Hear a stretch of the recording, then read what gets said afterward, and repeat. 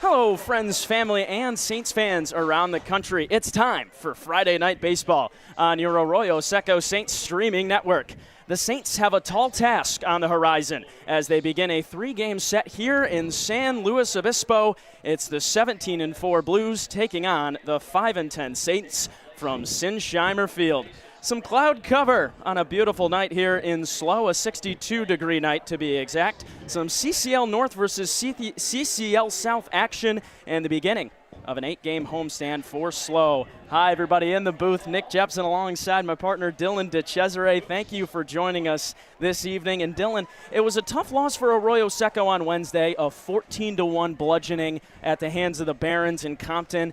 But how can they bounce back tonight? This is a tall task, the best team the CCL North has to offer. How can they fight against this Blues team tonight? The Saints just got to play with some fire. They have to come out here swinging, and had a long bus ride here, coming straight to the field. They're going on pure adrenaline right now, and sometimes, Nick, that's all you need. But this Blues team, they snapped the 11-game win streak of the Santa Barbara Foresters last night in a 3-1 win. They're one of the hottest teams in the CCL right now, so this will be a tall task, but not impossible for the Arroyo Seco Saints. You have to put that loss in the past and really rebound. I mean, we always look at the star performance that the Saints have had this year, the 8-3 win in Orange County of the year there to see in person. Get the strikes in the zone, first pitch strikes, keep everything in the zone. That defense has to be working. It's going to be a tall task again, but it's certainly in the cards for Arroyo Seco tonight. And the Arroyo Seco offense will be going up against Moose Cuellar, my apologies. His last outing, just 3 innings pitched, 5 hits, 3 earned, but 6 strikeouts. A guy that can definitely get people out via the strikeout. 22 strikeouts in 14 innings pitched. Hitters just hitting 146 off of him.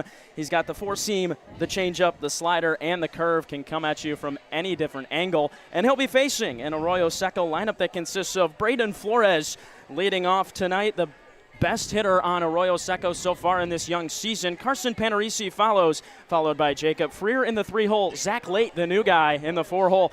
Cannon King, the guy with 3 home runs in the 5-hole. Sean Asperger, who had a breakout game on Wednesday in the 6-hole. Brandon Wynn, new name, new face to the Saints in the 7-hole, followed by Cam Andrews and Dylan Immel, rounding out the bottom of the Saints order.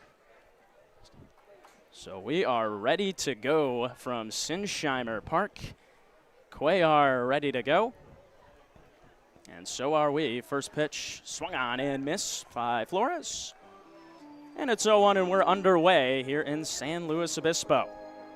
Yeah, it's one thing you could already tell, for us, getting here to the park, Nick, these fans, they love their Blues. The packed house, probably the most packed house in the whole CCL tonight across California.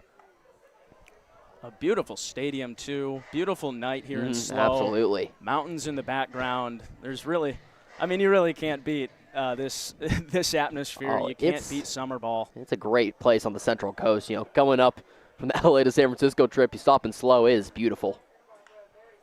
That one rocked down, though, right field line, just foul. 1-2 on Flores.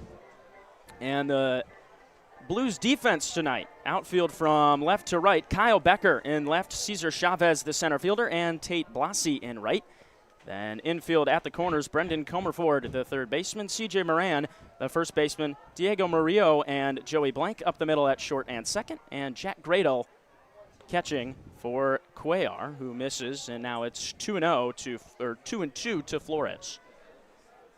And from Moose Cuellar, you talked about his pitches. It's mainly that fastball and changeup, though. It's something you see at the collegiate level a lot, especially from a lefty. That fastball changeup, layering them off each other. It's what he has so much success, and both those pitches are just fantastic for Moose. Moose goes inside corner, and Flores down looking to start off this one. One down in the first K already for Moose Cuellar. Exactly what I said, fastball changeup, and that changeup right there, why Flores isn't swinging at that, that's coming in at the arm side run of the lefty, off putting that fastball so well. Again, that strikeout, the first batter of the inning. Again, that's something you have to look at, and these righties, that aren't too many of them for the Saints, are going to really have to take their chances when they have them. One of the few righties here, Carson Panarisi. So Panarisi steps in with one away in the top of the first. Saints are 5-10 on the season. And And San Luis Obispo sitting at 17-4. Panarisi fouls that one back, 0-2.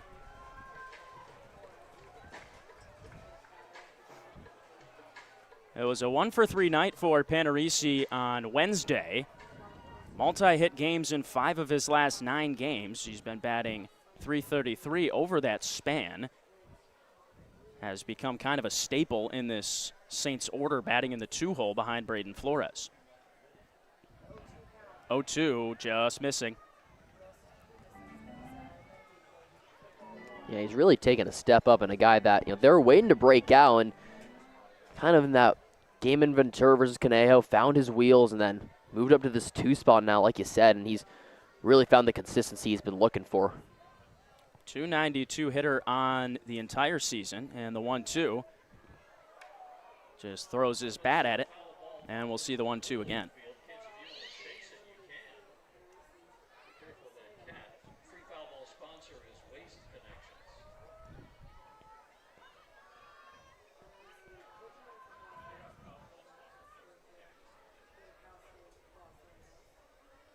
One and 2 to Panarisi. That one low, 2-2. Carson saw that one really well, just low, and a pitch that was almost similar to Braden Flores, but just was not able to be spotted by Cuellar.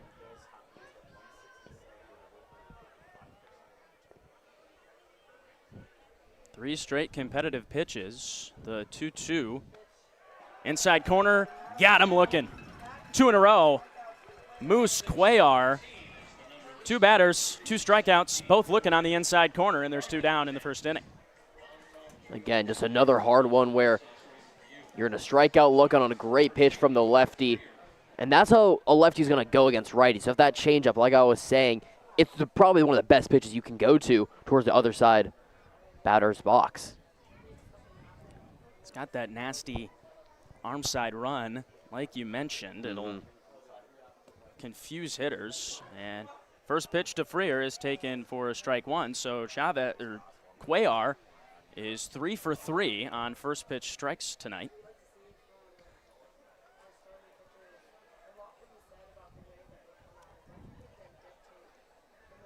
Freer, the best hitter on the Saints numerically, pops that one foul down the third base line, 0-2. Yeah, 310 average, 420 on base percentage, among one of the best on the Saints lineup. And I think something that's underrated is he's a veteran in the sense that he was an Arroyo Seco Saint last year and coming on a long road trip to San Luis Obispo. It's something that he kind of knows compared to these other guys. Yeah, Cam Andrews was a former Blue. He knows this too. That one driven to center field. Chavez going back, and he'll make the catch. Nice running catch by Cesar Chavez to end the first inning. Saints go quietly. We'll send you to the bottom of the first.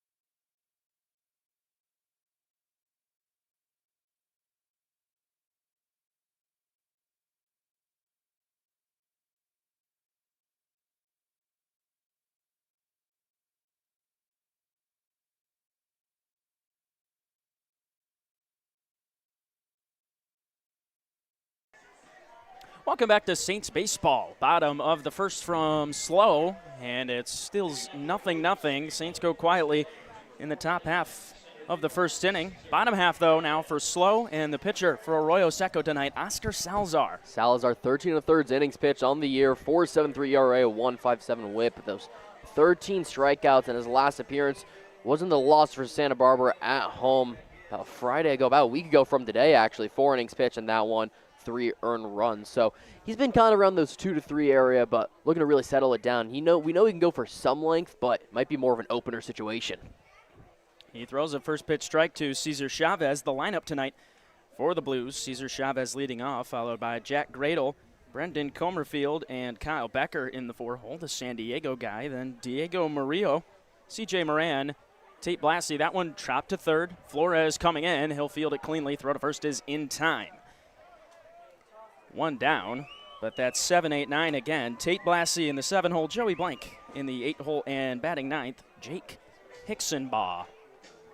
So Salazar able to get a quick out, just 2 pitches to get the first out of the first inning, and that, Dylan, is something that's very important, is getting efficient outs, quick outs, and attacking hitters. Absolutely, and it's just being in the strike zone, the first pitch strike rate, something we kind of looked at a lot throughout the last 2 weeks, and in that win versus Orange County, which I was talking about, 75% around that 70 mark, and then the loss versus Santa Barbara a week ago from today in the 40s. So it's about getting in the zone, but at the same time, you have to have that defense behind you really working. That was a heck of a play by Flores, who bounces around the infield quite a bit, but makes a good running play, charging it, throwing to his left, and solid way to get that first out. That one a number off of Salazar's glove. It'll go to Immel at second, and he'll make the play. My goodness, what a play. Wow. Dylan Immel, 1 for 3 for the out, and there's 2 down in the first inning. Yeah, that's a heck of a play from Immel, and Salazar made a valiant effort. That one coming up on the mound, almost got a glove to it. But Immel, that's adjustment, reactions, and throwing it down to first. So those are 2 quick outs, something the Saints are going to want early in this game. And here comes Brendan Comerford, one of the better hitters on this Blues team, 343 hitter this season. Fouls that one down the right field line. Last night was 1 for 4 against Santa Barbara, but he's had a great season. He was batting .423 at one point, but he's just 1 for his last 15 with 7 strikeouts. So trying to change the tide for himself here, kind of in a slump. 0-1, swung on and missed, and Salazar's got him 0-2. Oh, just pulls the string on it just enough to get the swing over. And just like that, Salazar has commanded a solid first inning, but the 2 outs has been a struggle for Saints pitching so far this year. The 0-2, just missing high to Comerford, 1 and 2. And a lot, like you said, Dylan, a lot of rallies have been started with 2 outs against Saints pitching. When runners have been on base with 2 outs, teams have hit really well against them. 1 and 2 is off the plate. Yeah, it has just been about finishing the job for the Saints, and that's what we talk about, also the bullpen and everything like that. Starters haven't been too bad for Arroyo Seco, here and there sometimes, but the coming out of the bullpen has been the struggle. So can they give the starter relief, and can the bullpen eventually do their job when it comes later in the game? Yeah, it kind of feels like when a starter does well, the bullpen has trouble in the later innings, but then if the starter struggles a little bit, then the bullpen comes through for him in the end. So I think you just got to keep the same mentality the entire time. Deuce is wild. Bottom 1. And Salazar fouled that one back by Comerford. Now, you mentioned about the bullpen and everything like that, and it's something that, funnily enough, the Oregon softball head coach, Melissa Lombardi, says 3 cylinders, having all 3 cylinders firing, the pitching, the defense, the offense. There's not been really one game besides that good win versus Orange County where the Saints have had all 3 cylinders. Yeah, that one missing high, and it's 3 and 2 to Comerford. He's battled all the way back from down 0-2 to make it full.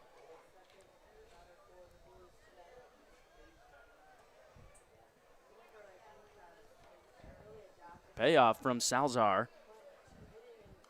Swung on, fouled back again. Comerford working a really nice at-bat here. 8 pitches already. We'll see number 9 upcoming. He's doing a good job of extending the zone to stay alive. And that one for sure would have been a ball, would have been a walk, but when you're in swing mode, something's high, you got to just keep protecting until you for sure know it's not in. Fouled off again. That one chopped down the right field line. And we'll see double digits this at-bat. 10th pitch upcoming from Salazar. This would be a massive at-bat to win. I know it's only the first inning, but a full count, long battle versus the three-hitter in the Blues lineup. To get this out here will be very passionate for Salazar and the Saints. We'll see if he can do it. The 3-2. Fouled off once more. My goodness, Comerford working a really good at-bat, and that's something that either side would like to see from the top of the order in the first inning. Fighting in at-bats, just stretching out the starter, especially a guy like Salazar who only throws about 70 pitches when he comes out. Another foul ball. Pitch 12. Here we go. My goodness. And it'll come to a point where who's going to be the one to bite? Will it be Salazar? He's been throwing strikes, and those last 3 pitches all fouled off for good reason. They were going to be strike number 3 to get that strikeout. So Salazar going to go into the hole, try to get him chasing, or is he going to keep attacking? And he attacks and gets Comerford swinging. 1-2-3 inning for Oscar Salazar. Knotted 0-0. We'll send you to the second.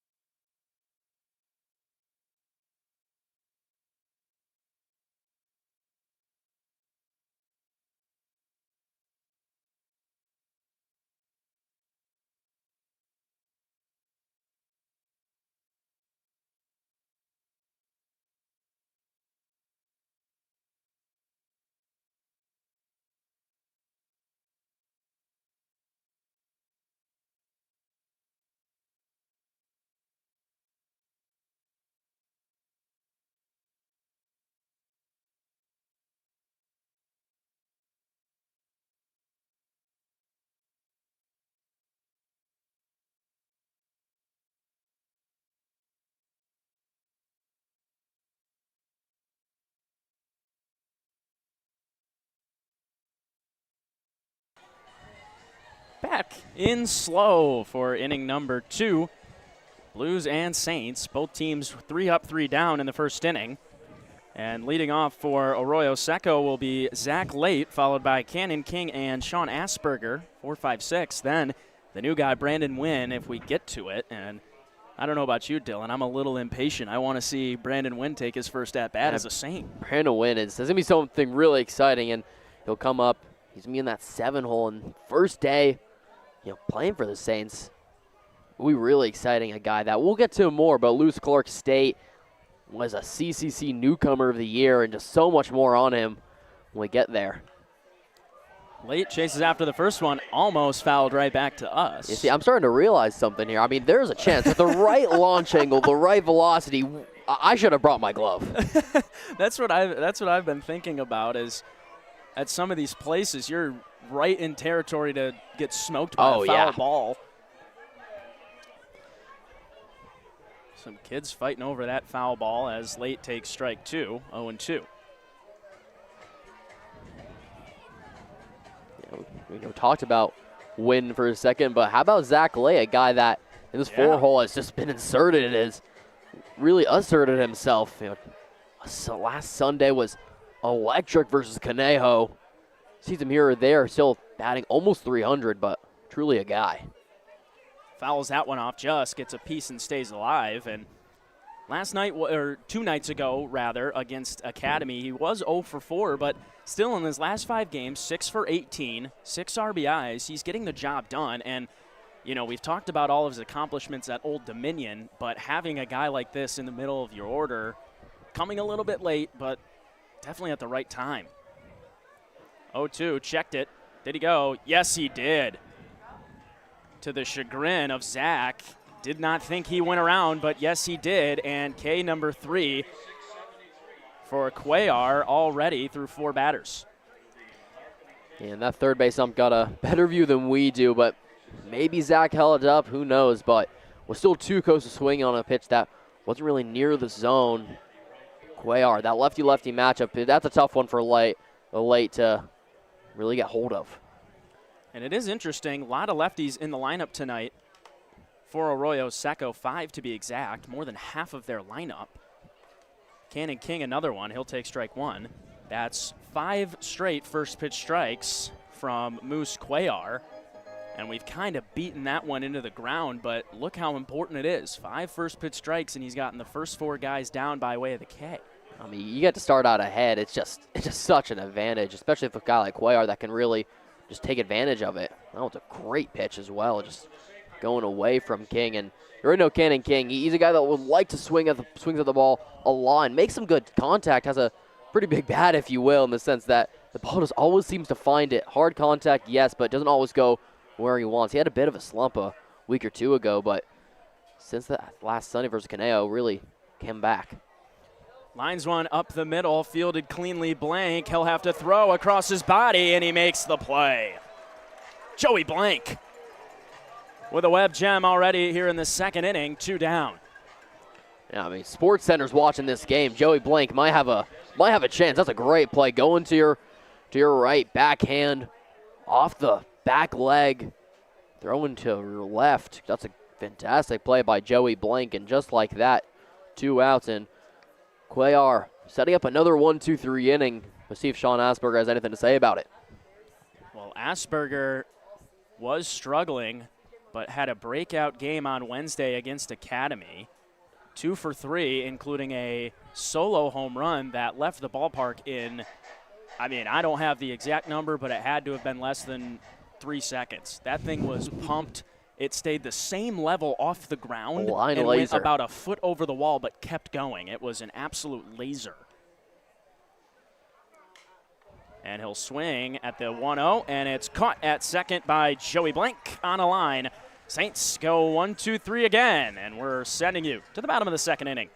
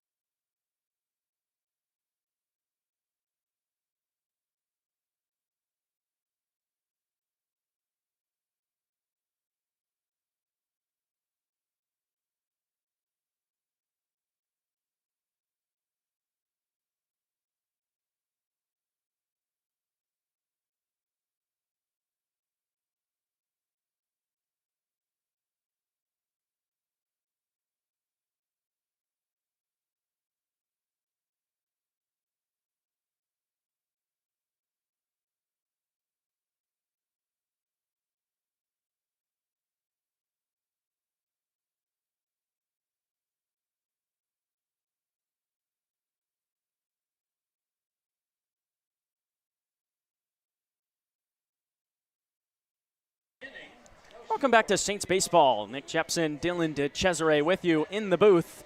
Bottom second. No runs, no hits so far for either side. And it's 4-5-6 due up for the Blues. Kyle Becker, Diego Murillo, and C.J. Moran.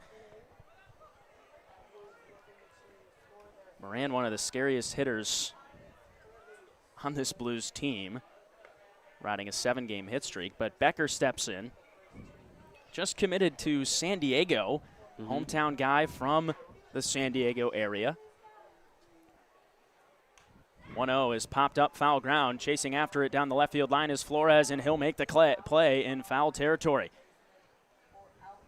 Great play by Braden Flores to chase that one down and get the first out of the inning for Salazar.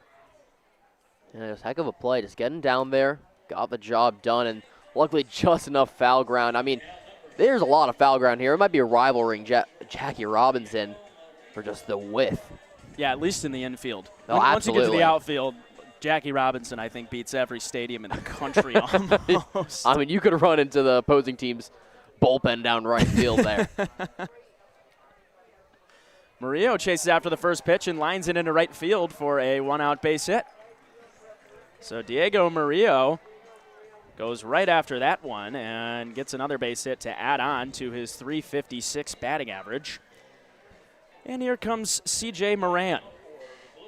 That's a way to be aggressive from Murillo. Just see that ball in, let the bat do the rest. And a guy that's really gap to gap in Murillo, you just saw it right there. Now C.J. Moran, the guy that you said was so dangerous. Well, he said 7-game hit streak. We'll see if he makes it 8. He's batting .440 during these 7 games. 7 RBIs and only 3 strikeouts. Actually had a stretch this season where in 6 games he struck out 11 times, then had a game where he did not strike out at all, and then he started this 7-game hitting streak. Must have turned something around. Runner takes off, but Moran fouls that one down the first base line, 1-1. Yeah, Murillo is a real speedster out there, so you got to be sure Cam Andrews is ready to fire the gun down to Jacob Freer, who will be covering second on the stolen base attempts. Blues the second best stolen base team in the CCL behind Santa Barbara. Foresters run wild, and we saw that plenty of times already this season. Yeah, the Blues like to have the bats do the talking, and they talk real loud. The 2-1 from Salazar is poked into left field. Chasing down the line is Panarisi, and that one drops. Fair ball. Murillo getting this wave. He's coming home. He'll score easily, and it's 1-0 Blues. 2 straight hits. Murillo, then a double by Moran. Brings home the first run of tonight's ball game. That's just great opposite field placement from Moran, a guy extending the hitting streak now to 8 games, and that's just out of reach from Panarisi. That's more just great hitting than anything. Goes inside out on a pitch and shows off the guns as well, powering that to the very left corner. It landed on the chalk as well. So that was merely 2 inches away from saving Salazar a run. So the Blues going attack mode, and now Tate Blasi will step in. 190 hitter so far, 4 hits in 6 games this season.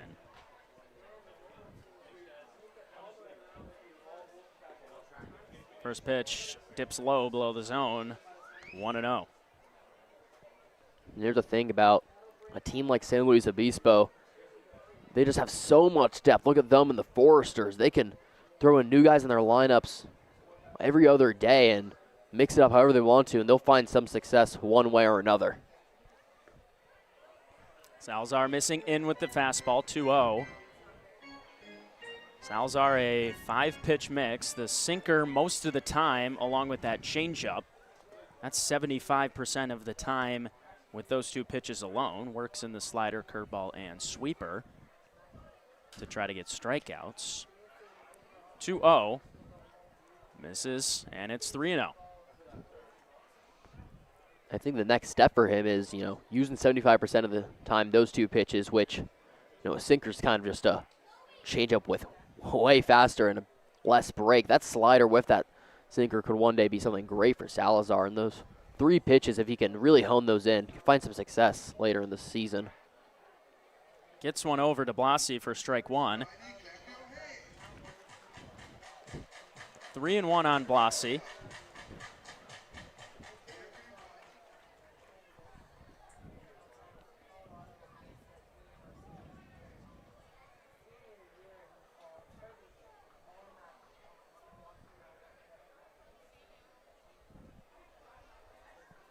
Moran jumping around at second.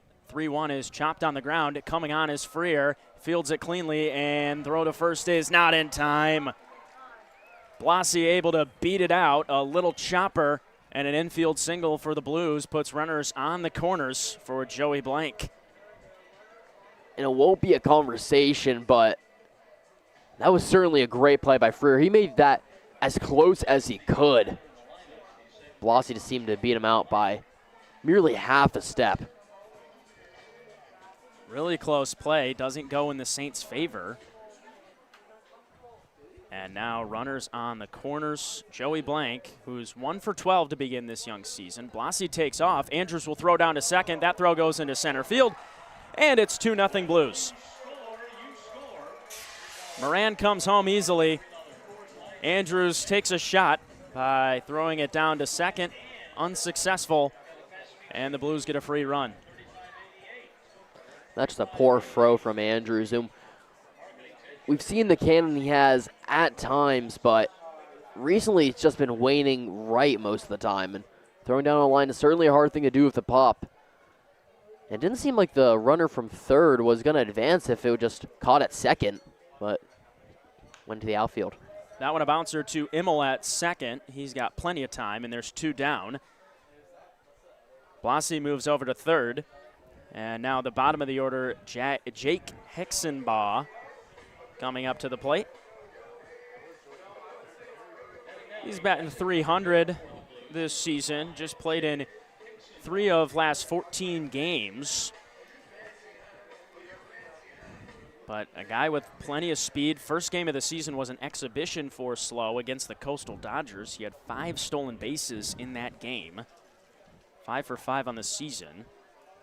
So this guy can fly. I mean, stole a couple bags in his time at Colorado State Pueblo.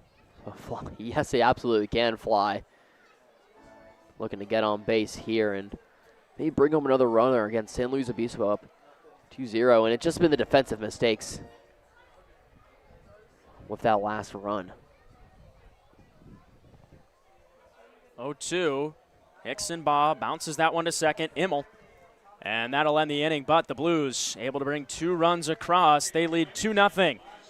We'll send you to the 3rd inning on your Arroyo Seco Saints streaming network.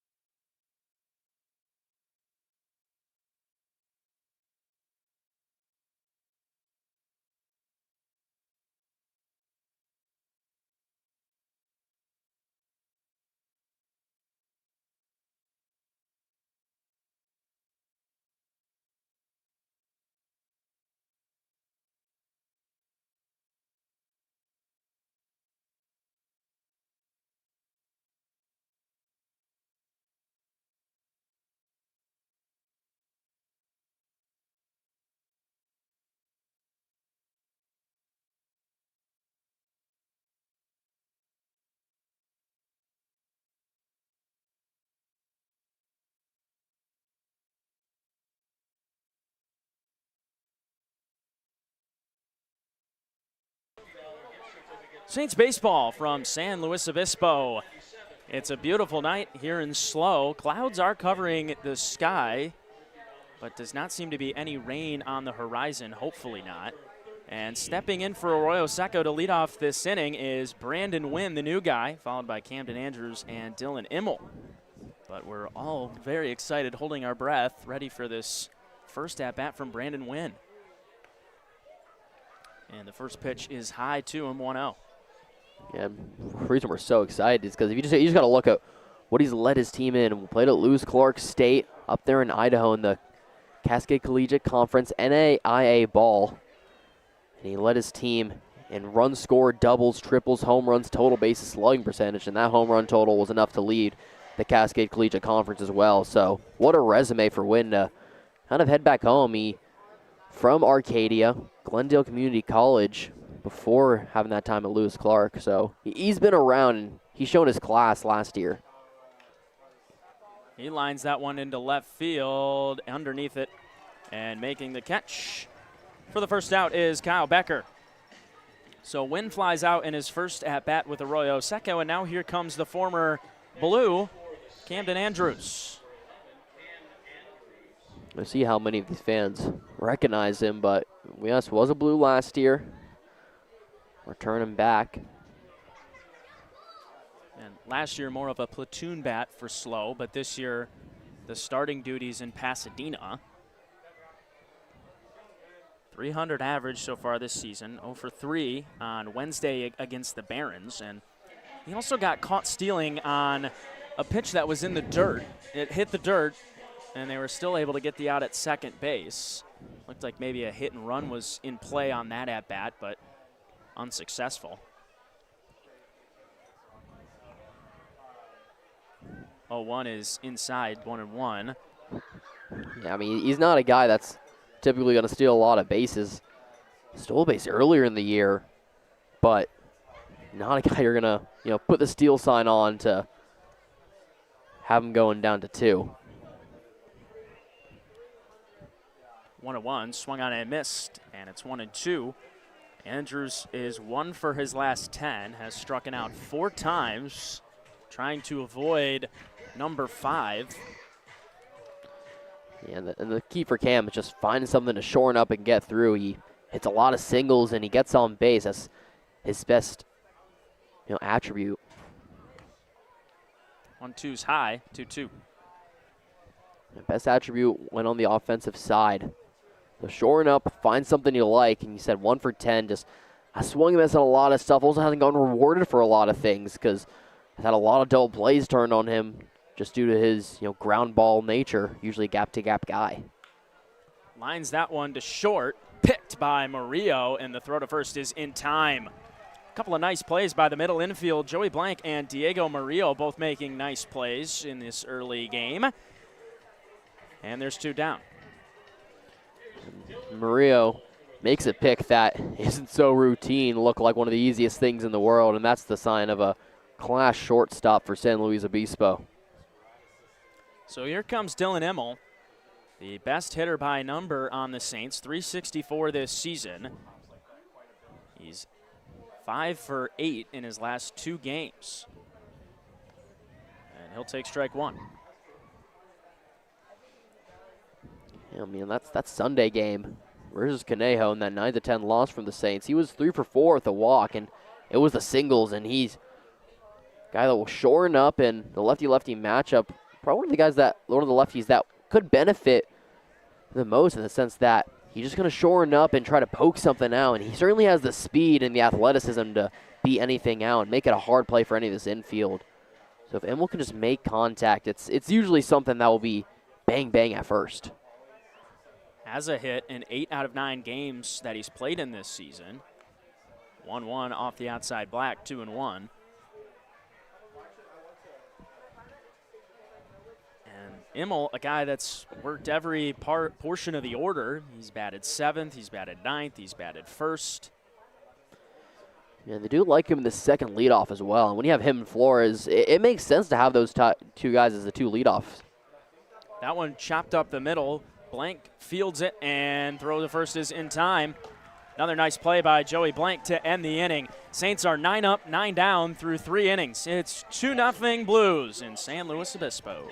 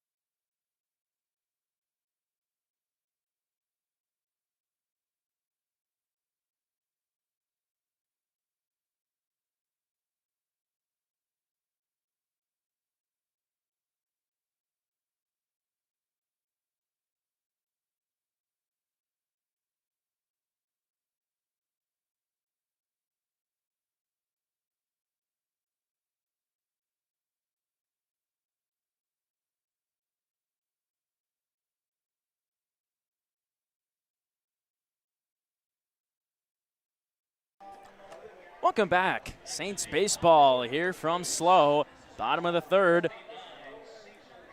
And it'll be Cesar Chavez, Jack Gradle, and Brendan Comerford. The top of the order for the Blues to face Oscar Salazar. 2-0 San Luis Obispo. That one roped up the middle. First pitch swinging from Chavez, and he's on base with a leadoff single. Yeah, and they just won't waste time. And the fact that San Luis Obispo already back up to the top of the order, they didn't have the success on that first inning, but Chavez making that first contact he had, which was a ground out to Flores, now a base hit up the middle. I just see the Blues continuing to build on this as well, Nick. But Salazar, he hasn't been bad. I mean, he's been very well in the zone. One of those runs will be unearned to him on a throw down to second. He's been putting in a solid performance as an opener of sorts.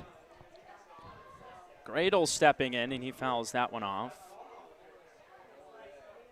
Gradle is 8 for 17 now after his ground out in the first inning as the backup catcher here for Slow.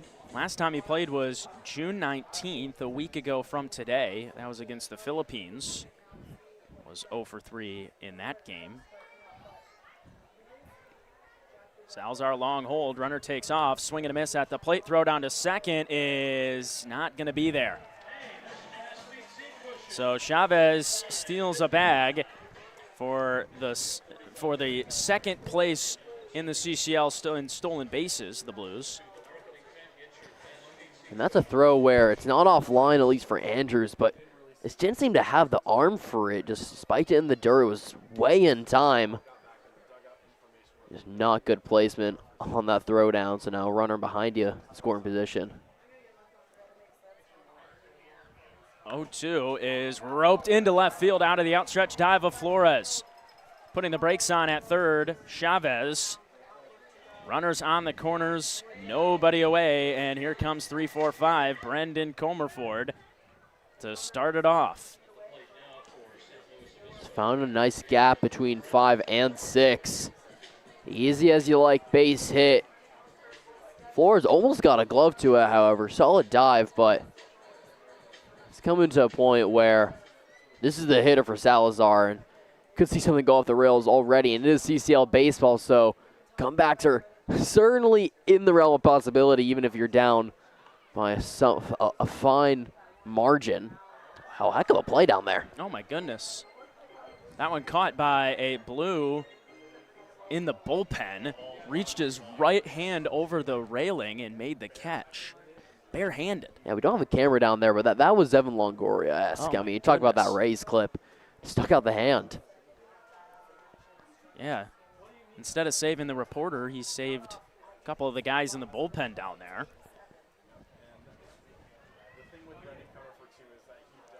What a hero. Comerford, the only strikeout victim to Salazar tonight. 1-1, hits him on the hand. That one looks like it hurts. He'll have to shake that one off. But for Salazar, the bases are now juiced up for Kyle Becker. This will certainly be Salazar's inning to finish. Don't see them making any move here. Matt Stone most likely won't come out, but that really is a stinger. When it hits the hand, seemingly right on the knuckles, he else have to deal with the backlash of the wood bat. Yeah, it kind of sends a shockwave through Absolutely. your arms. It's quite painful. Yeah. But just like that, hit by pitch, just a touch inside. Means runners on all 3 spots for Kyle Becker. Becker last night hit a 2-run home run in the 4th inning. That made the game 3-0. It was a 3-1 finish in Santa Barbara. He is 2 for his last 15, but the 2 hits are a triple and a home run, and has struck it out 10 times over those 15 at-bats. I mean, that goes to show you when he makes contact, it absolutely soars, usually extra bases, but the contact has been rare to come from CCL play. That one outside. That's my apologies. He actually has not struck it out 10 times in his last 15 at-bats. That was a misread on my part.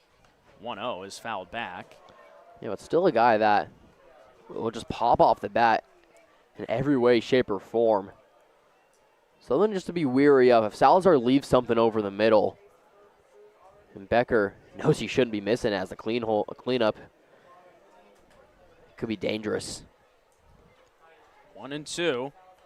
That one fouled back. Bounces off the railing, and a bunch of children running after that baseball. And with all the setup St. Louis Obispo has here, I wonder if they do have a turn in a foul ball rule, kind of like Conejo, where you get some candy, maybe. Orange County does the same thing. Orange County does the same thing. I mean, Yes. I think there's a great business model going around the CCL. Line drive up the middle, fielded by Freer, flips it to Flores. The throw to first is not in time. So the Blues now lead this game 3-0 as Chavez comes in. Freer only able to flip to Immel for one out. Runners now on the corners for Diego Murillo. Becker just does the job, and that's a heck of a flip as well from Freer. And if they're a second faster on that, it could be a double play. It wasn't necessarily on, probably 2 steps safe was Becker. But another run comes to score, and San Luis Obispo, they're taking their early opportunities, however they're getting them. So Murillo takes ball 1. He's been red hot his last 4 games. 7 for 13. He's stolen a bag in his last 3 as well.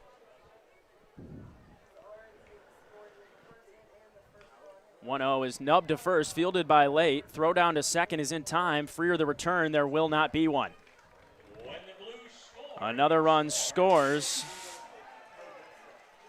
And it's 4-0.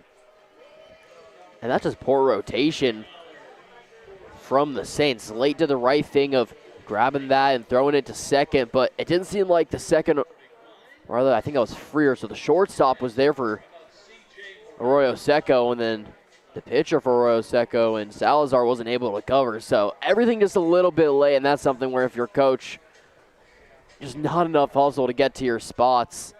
So that's another run cross. That was a perfect double play ball. So Salazar, he's been pitching the right way, has been getting ground balls in that bases loaded situation.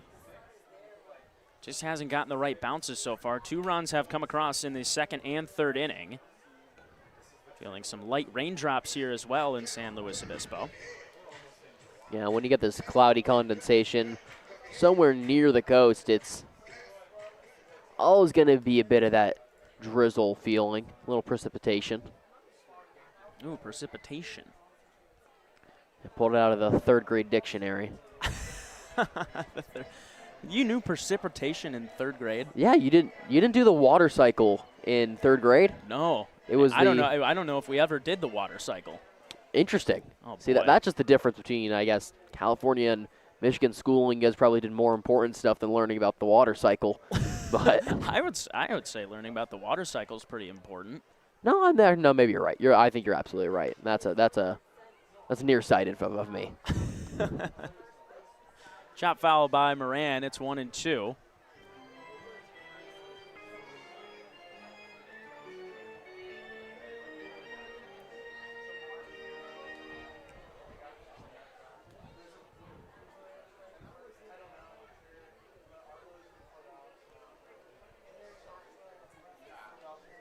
Salazar's 1-2 is driven deep right field. Chasing after it is Cannon King, looking up, and that one's off the wall. Rounding third and scoring easily is Murillo. On his way to third, in there safely is Moran. No, he got him. Looked like he was in there, but they call him out. Flores applying the tag. So it will be an RBI double for C.J. Moran, but the inning is over. The Blues bring across 3 runs and make this game 5-0 as we're through the first third here from San Luis Obispo.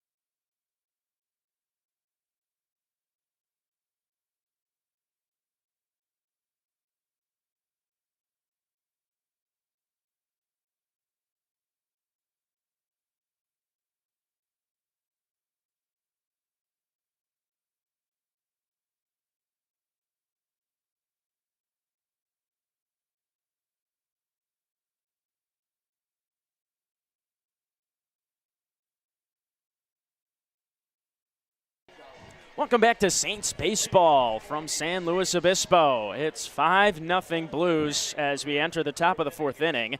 Arroyo Seco has been 9 up, 9 down, so it'll be Flores followed by Panarisi and Jacob Freer in this top half of the 4th against Moose Cuellar, who has had no trouble so far. Yeah, absolutely none. And Cuellar is just first pitch strike is getting in there. He's getting soft contact, has the strikeout stuff as well. If those 3, no really holes in his game so far today. Flores chops that one foul down the third base line for strike 1. Another first pitch strike from Cuellar. And it was 6 days ago in this exact same position where Arroyo Seco was on a, not a great first 9 batters through Santa Barbara, and then they started getting the bats together and getting the hits together. So maybe this 4th inning at the top of the lineup will just have to spark it. Yeah, against Orange County, they were 9 up, 9 down in that game as well. Finally got things going in the 4th inning. It was an RBI triple by Jacob Freer to make that 1-0 in an 8-3 win. So definitely with this Arroyo Seco offense and how well they've been producing, especially later in games, a 5-0 deficit is not too tall of a mountain, at least for Arroyo Seco. Fouled back. Ooh. 1-2. Got that one very close to the press box. They're all coming back here. They all feel like they're going to hit you, right? Yeah, I mean, I think we feel like that every time, even at the chain link fence stadiums where you're right behind it, you're always going to go do a little, whoa. 1-2 is high to Flores. So we would all love to be a non-flinching Kobe Bryant, but we don't all have that Mamba mentality. Not at all. I definitely don't. The Jepsen mentality is jump out of the way and hope someone saves me. The DeCesare one might be similar. 2-2 misses, and it's a full count to Flores, an opportunity for Braden to get on base for the first time today. 5 runs on 6 hits already for Slow off of Oscar Salazar. 3-2. Fouled back again. This one heading towards the press box, but drops in front of it, luckily.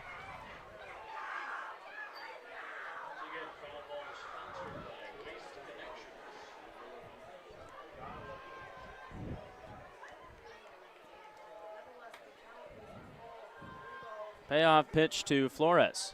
High, and there's ball 4 and the first base runner of the day for Arroyo Seco. A big leadoff walk to Braden Flores, and here comes Carson Panarisi. They officially have their first base runner of the day, and none other than Braden Flores, the guy that can just get on base, see pitches, knows that's the area where he can't be aggressive, just needs to see that one in, and finally figures out a solution to what's been Moose Cuellar.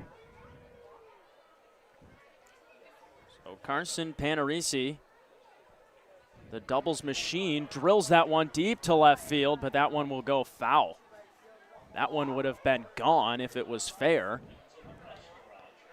Heck of a swing on it as well. I mean, gee whiz. Yeah, when Carson Panarisi gets the bat on the ball, I mean, does strike out a bit, has a lot of swing and misses, but they're all hard and swing and misses because he knows what he can do. He destroys that one foul, but not straightened out. So a long strike 1. And Panarisi fouls that one back now, 0-2 to the Saints lockdown left fielder. Saw him in center on Wednesday against the Barons. The first time we saw him there this season, but now back on the corners where he's used to. Flores bouncing off of first. Cuellar going to go back to first base. Flores just has to be careful there if the lefty pitcher ready to go on that pickoff movement as often as he likes and as quick as he likes.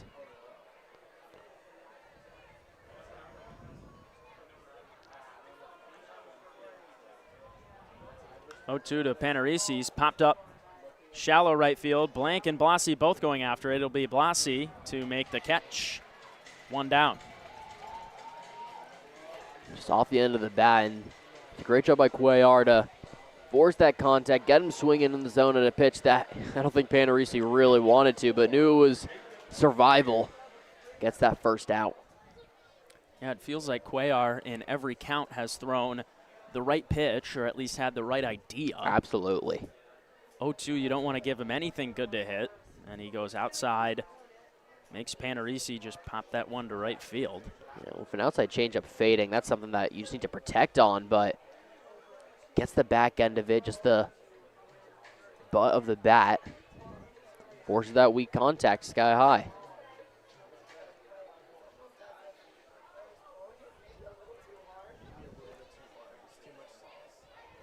First pitch to Freer, misses high, 1-0.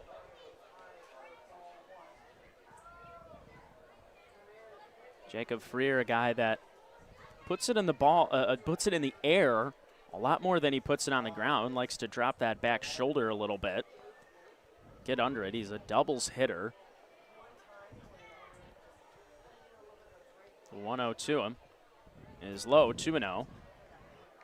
So Freer now with an opportunity to get a pitch to hit. And Dylan, I would feel like in this moment, down 5-0, you've got to be aggressive this inning. Yeah, the lefty-lefty matchup, it's going to be a hard one for Freer and all the lefties coming up, but see something you like, maybe hunting a fastball here, drive it down right field. Runner goes, Freer bounces that one to second. Blank will make the play for out number 2. But Flores moves up 90 feet, and here comes Zach Late with a runner in scoring position and 2 down. Now 4-3 just advances the runner, and the hit and run done successfully. Maybe just a bit late, as we may want to do with Carson Panarisi instead, but Freer gets it done now late. See if he can channel his RBI prowess. Talked about Owl Dominion was an RBI machine. 65 RBIs with the Monarchs this spring. That was unbelievable. About 20 more than the second most on the team, 46.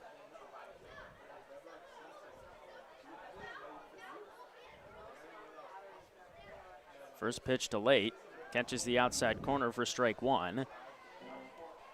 And that's something I've noticed about Zach Late. He likes to take that first pitch, always wants to get comfortable in that box.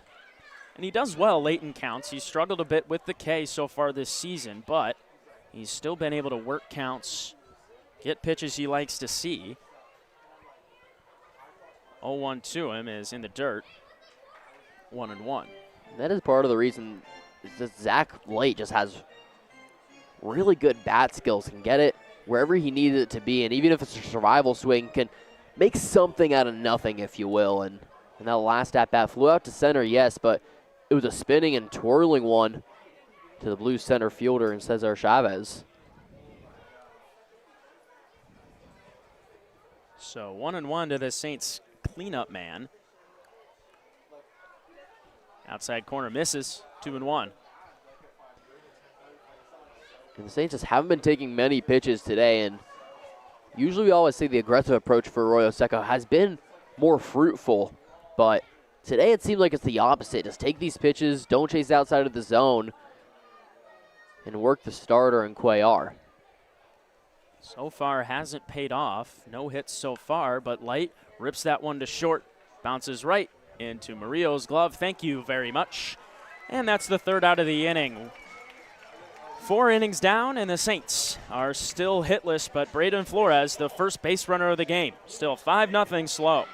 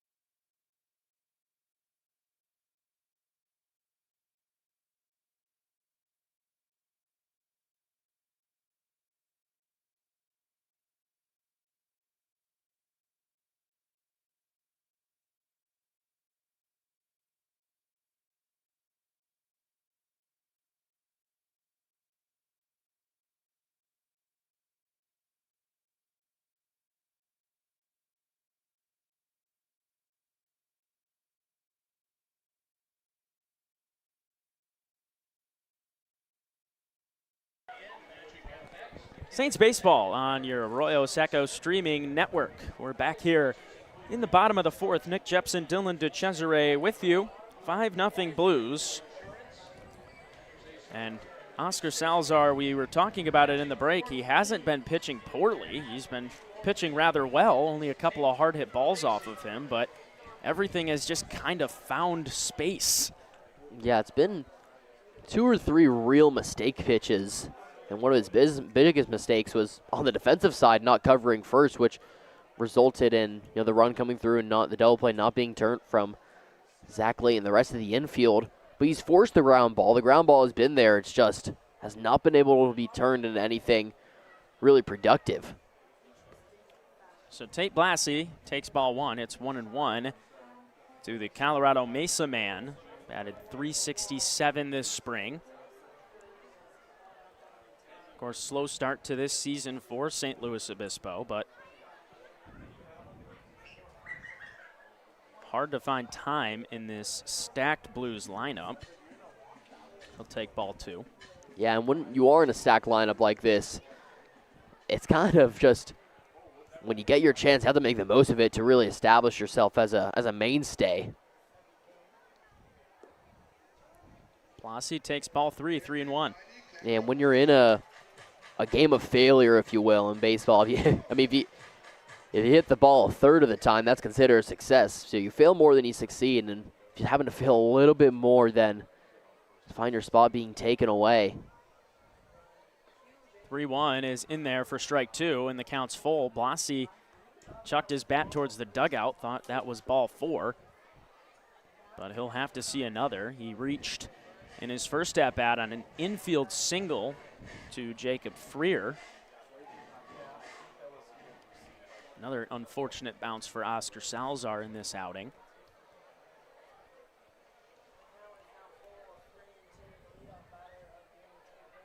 (3-2) is popped up. Shallow center. Coming after it is Wynn, and he'll make the catch. Or no, he won't. That one bounces in. My apologies. Bounced in for a base hit. And Blassie's on first base with nobody away. And that's just poor. And it is a Bermuda Triangle of sorts where the ball just goes to find the grass. But I think if Freer was really on his horse for that one and got to the spot and then turned around, it's a really difficult ball as well. It's just in the perfect place, coming down hard with gravity. I think that's a play that Freer could be making. But it's more just, yes, things are unlucky, but the Saints have had a lot of unluckiness this entire season. At one point, you have to take the unluckiness and just try to make most out of nothing. You feel like Arroyo Seco has been here and there with that kind of mentality. So Joseph Blank in a 1-0 count. Pops that one up shallow center on the other side in right field, and it'll be Immel. He makes the catch, and there's one down. And that is a good job from Immel to do what could have been on the previous at-bat and just get to your spot. And that one's certainly an easier play, however, off the end of the bat to righty. Kind of less power on it, if you will. Just more of an awkward swing. So Jake Hickson-Baugh stepping in, 0 for 1 today. Ended the second inning.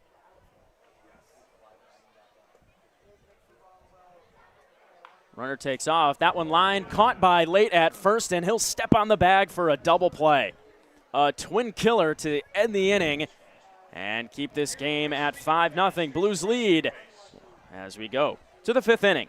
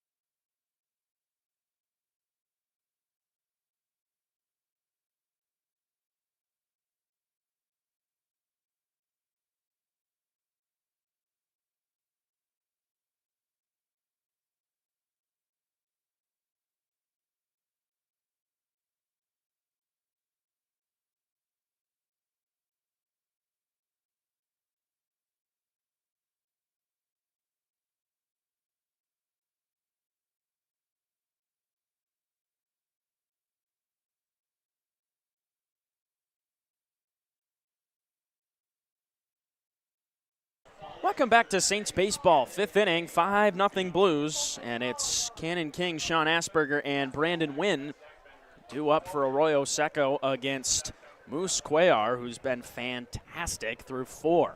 Just 1 walk is the only blemish tonight. No hits for the Saints. Actually been the only 4-ball walk of the entire game, so both pitchers been in the strike zone. Cuellar, oh, that's a hit by pitch. And King will take it. A big leadoff batter, second inning in a row. Arroyo Seco has put the leadoff man on. And now here comes Sean Asperger. They figured out how to get the leadoff guy on. Now it's about getting him home, or rather advancing him somewhat. Able to be advanced to second was Flores last inning on a Jacob Freer ground out, but didn't go farther than second. Score's only 5-0, so the Saints definitely within striking distance. We always say this, but we've seen them come back from way more. Asperger aggressive on the first pitch. Knifes it foul. You talked about Sean Asperger a couple innings ago, his last at-bat. He hasn't had the success he's wanted, but when he gets a hold of a pitch, it's a line lazier. You talked about his home run, but the strikeouts have been a problem for Sean. It's because he swings so hard, and he wants to get good swings on every ball possible. Because when he does make that contact, wow, it soars. Well, he's in a 2-strike count now, so we'll see what his approach is if he wants to shorten up a little bit. Doesn't look like any choking up doing.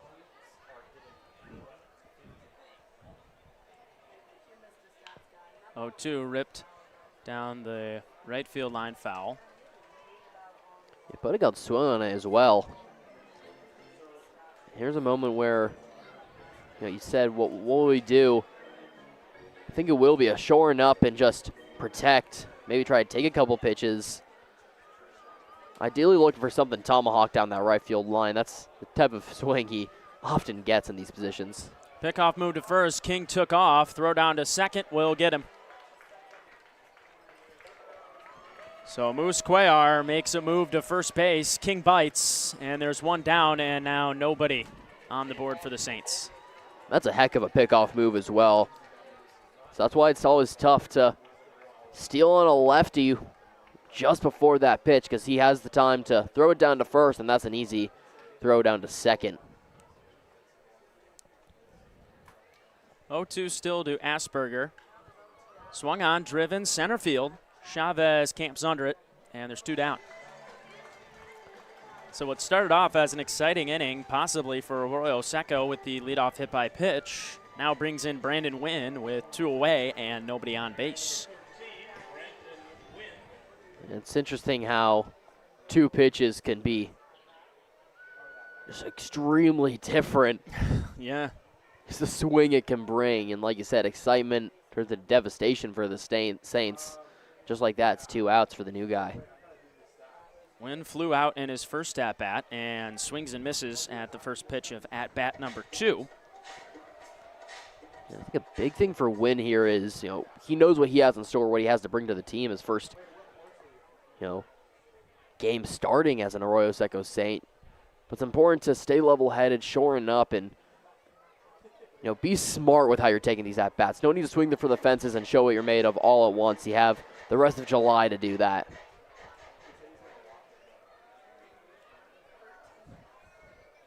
Cuellar and out of way from going 5 no-hit innings. 1-1 count to Wynn. Pokes that one down the left field line, sinking, and it'll go foul. Zach Bender in the bullpen, warming up for Arroyo Seco. You would have to assume he's coming in for this 5th inning. Bender, a guy that has struggled with the walk this season, but definitely has the stuff to be a go-to arm for Arroyo Seco and for LMU next spring. Had a great freshman year. Missing outside, 2-2. Deuce is wild. Don't see much of that slider, only throws it about 5% of the time. But he used it there, tried to tunnel it with that fastball. 2-2 to win. Popped up, foul ground. That'll get back and out of play.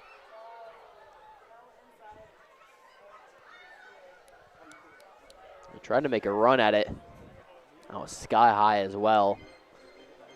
Barely on the field side of the netting.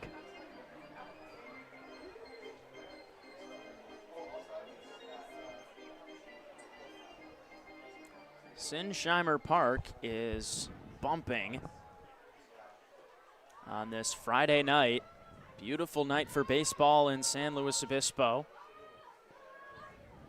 But the Saints down 5-0 and have yet to record a hit in this one. Wynn drives that one right field shallow. Blasi underneath it, and that'll end the inning. Cannon King gets on base with a hit by pitch, but is picked off at first base. It's 5-0 Blues. We're going to the bottom of the fifth.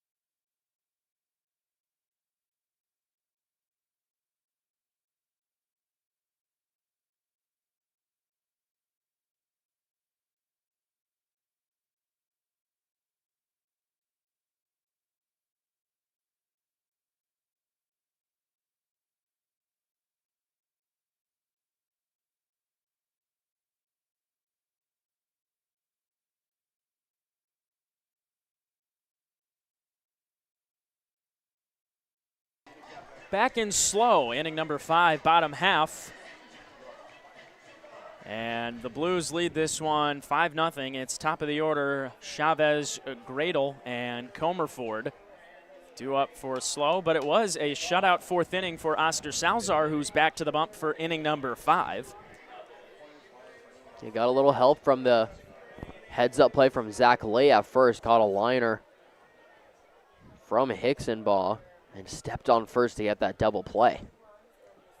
It was one of the bounces that went the Saints' way. They don't get a lot of those, especially against these quality teams.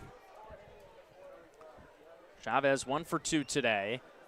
Was retired in the first inning, but had a single and came around to score in that 3rd inning.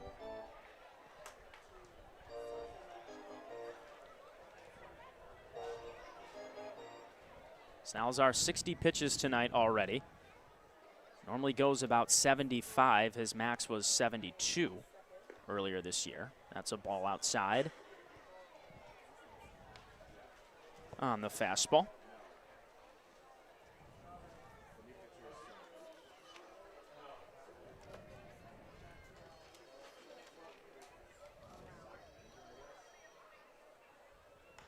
Two-1 looped into right field, but Cannon King right there, and there's one down.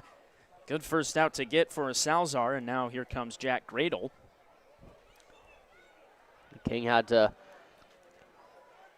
kind of hit edit on that approach, went in, then went towards his left, but made the out nonetheless. And now make that first out of the inning. Salazar starting to work more and more efficiently as the outing goes on. Again, we talked about it, but it has been some quality stuff from Salazar And it's been intelligent, just filling up the zone, getting that strike, being in the strike zone. It's just so impactful. That one in there. 0-1. He throws 59% strikes on the season coming into tonight. And for pitchers, for our viewers out there, you want to be around about that 65% to 70 mark. That's about as good as it's going to get. If you're able to go any higher than that, you're doing something very right. Misses up and in to Gradle, 1-1. And at the same time, it is hard to be in the zone all the time because sometimes you just want to throw a ball to, set up another pitch or get someone chasing. If you are really in the zone more than that, you might be getting hit around a bit too. Right, so that 65% mark, that 70% mark-ish, that's really the ideal spot to be. So Salazar just a few percentage points away from that. 1-2 to Gradle.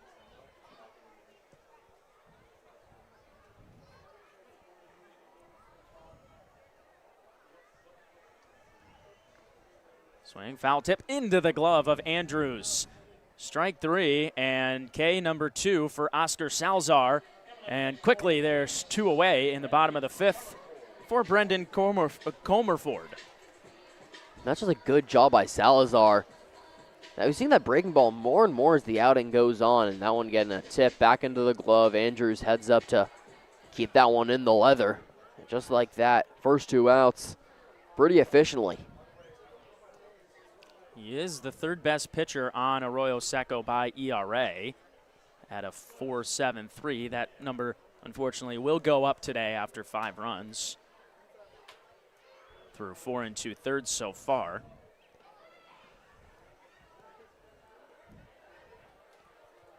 Oh, 1 is inside. Went with the curveball on that one. Only see that about 9% of the time. Yeah, but I feel like we've seen it a lot this 3rd time through the order, and it is that 3rd time through the order where the off-speed really gets established and has success. Line drive caught by Immel at second, and that'll end the inning. Salazar, a 1-2-3 inning. It's still 5-0. We're through 5 on your Arroyo Seco Saints streaming network.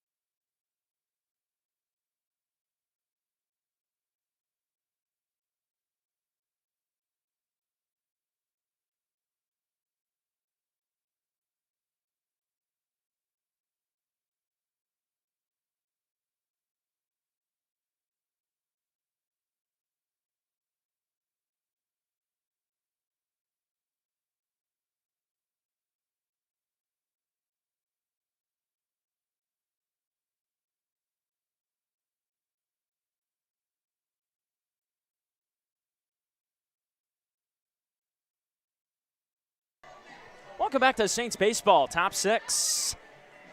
Here in San Luis Obispo, game 1 of a 3-game series between the Saints and the Blues. Leading off for the Saints is Cam Andrews. He'll be followed by Dylan Immel. Then lineup card flips over to Braden Flores. No hits to this point for Arroyo Seco. It's been all Moose Cuellar tonight for the Blues. First pitch to Andrews, nub to the backstop, 0-1. I mean, he's been ferocious, filling up the strike zone, living up to that name. When you always say when you poke the bear, but when you poke the moose, you get a fantastic outing, I guess. Only 2 base runners. Poking the moose is something you might want to do less than poking the bear if you're going to poke either one of them. I mean, you should never poke either one of them. Both ferocious animals in their own. I mean, if you're poking a moose versus a bear, yeah, I'm poking the bear.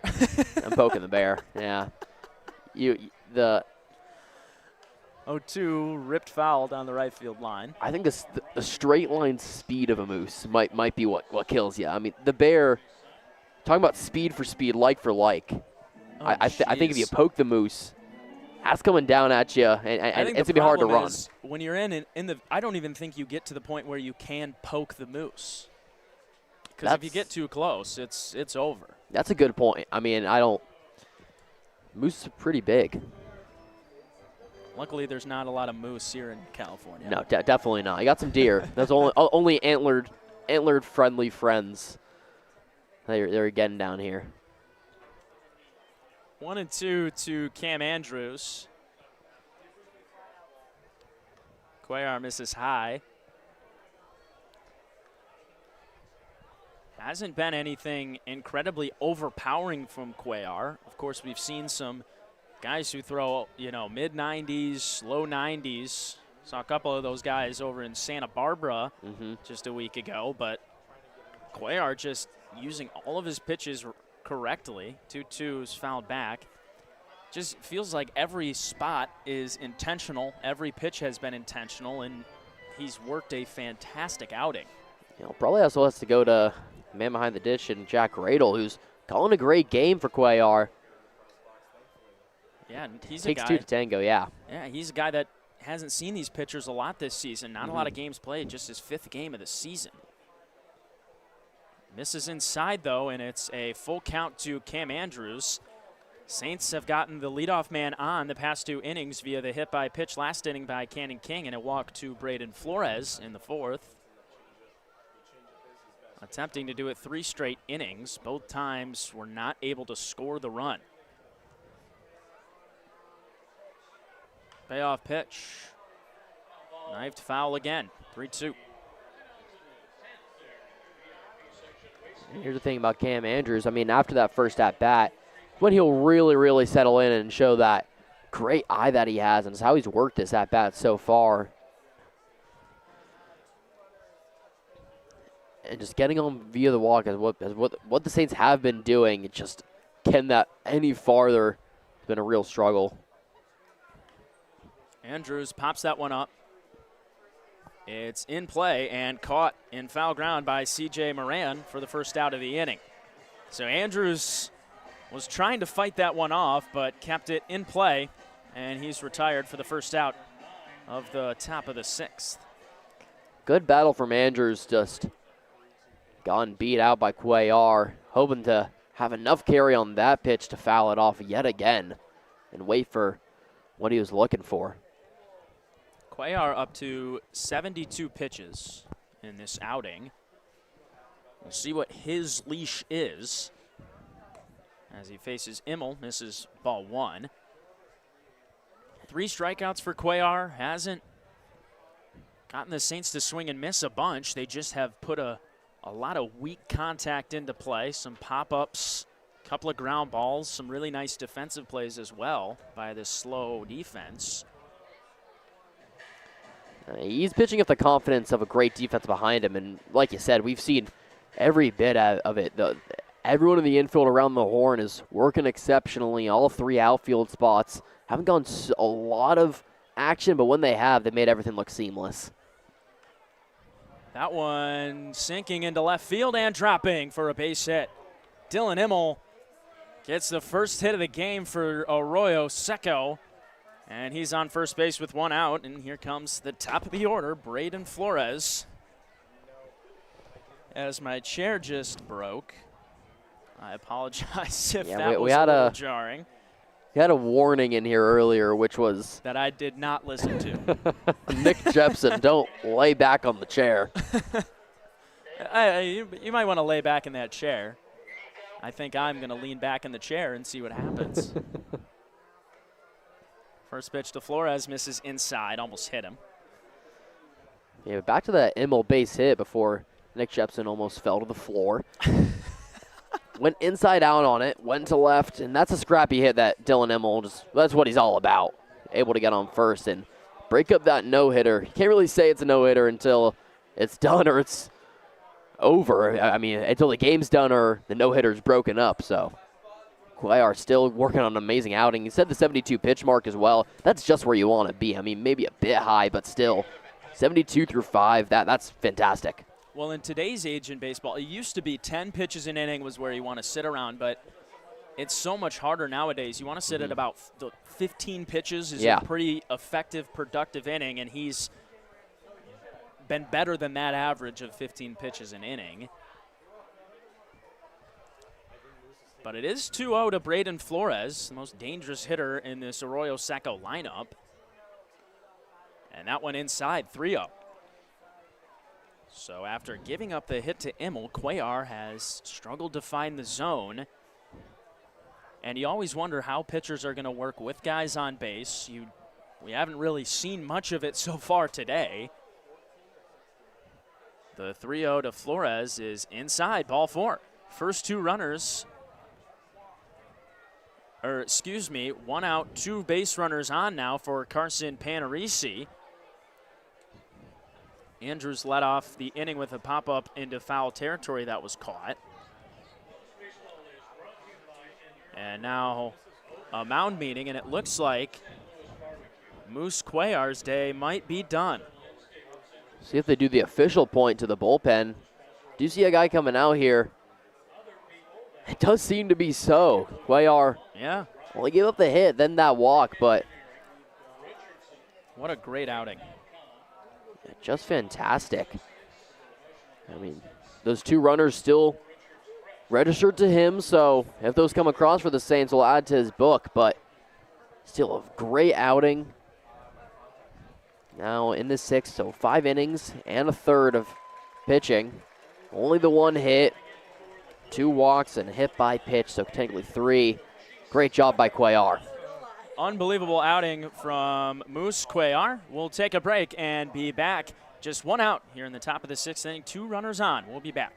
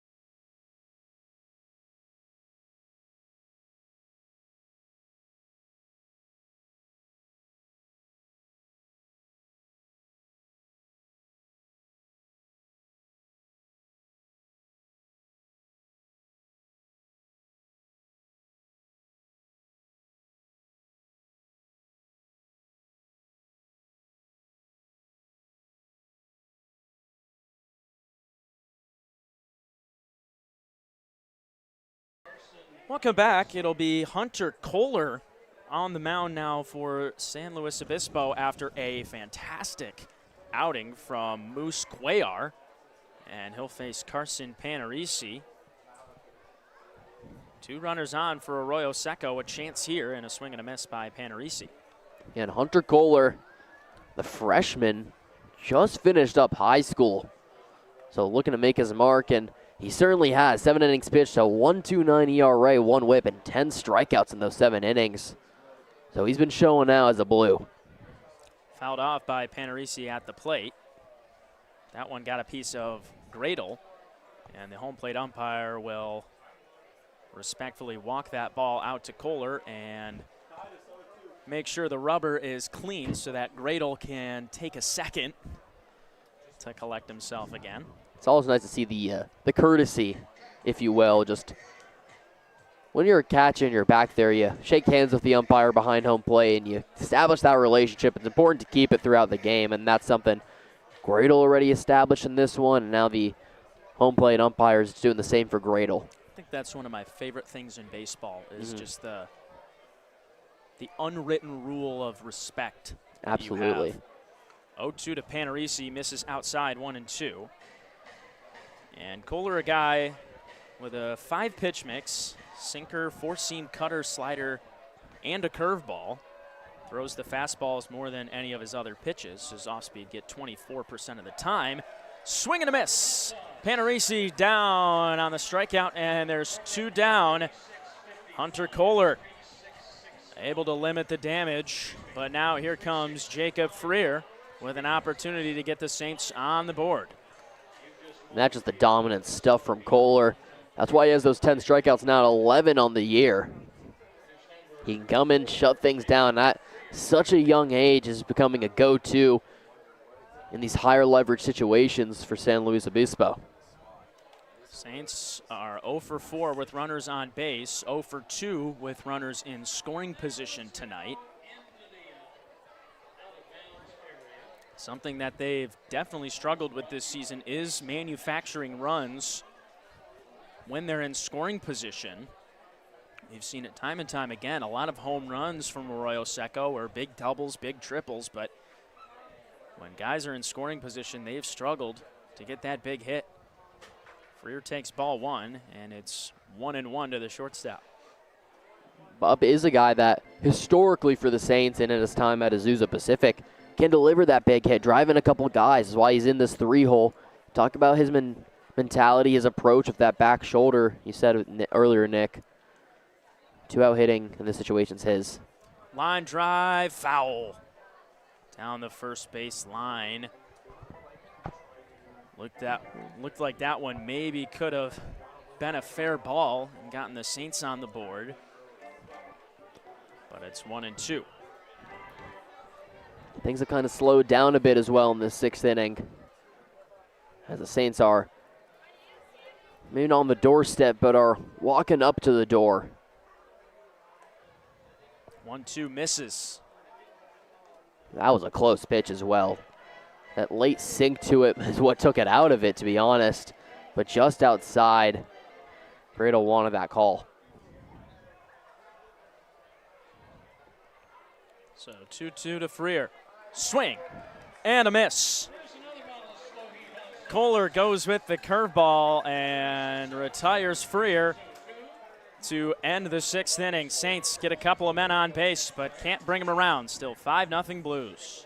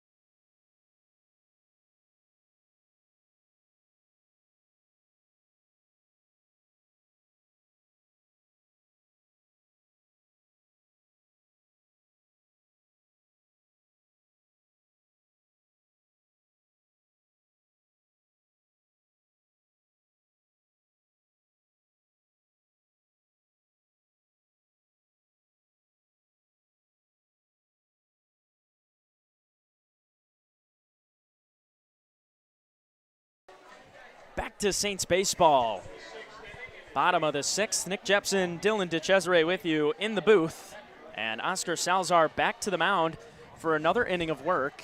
He's put together 2 straight shutout innings.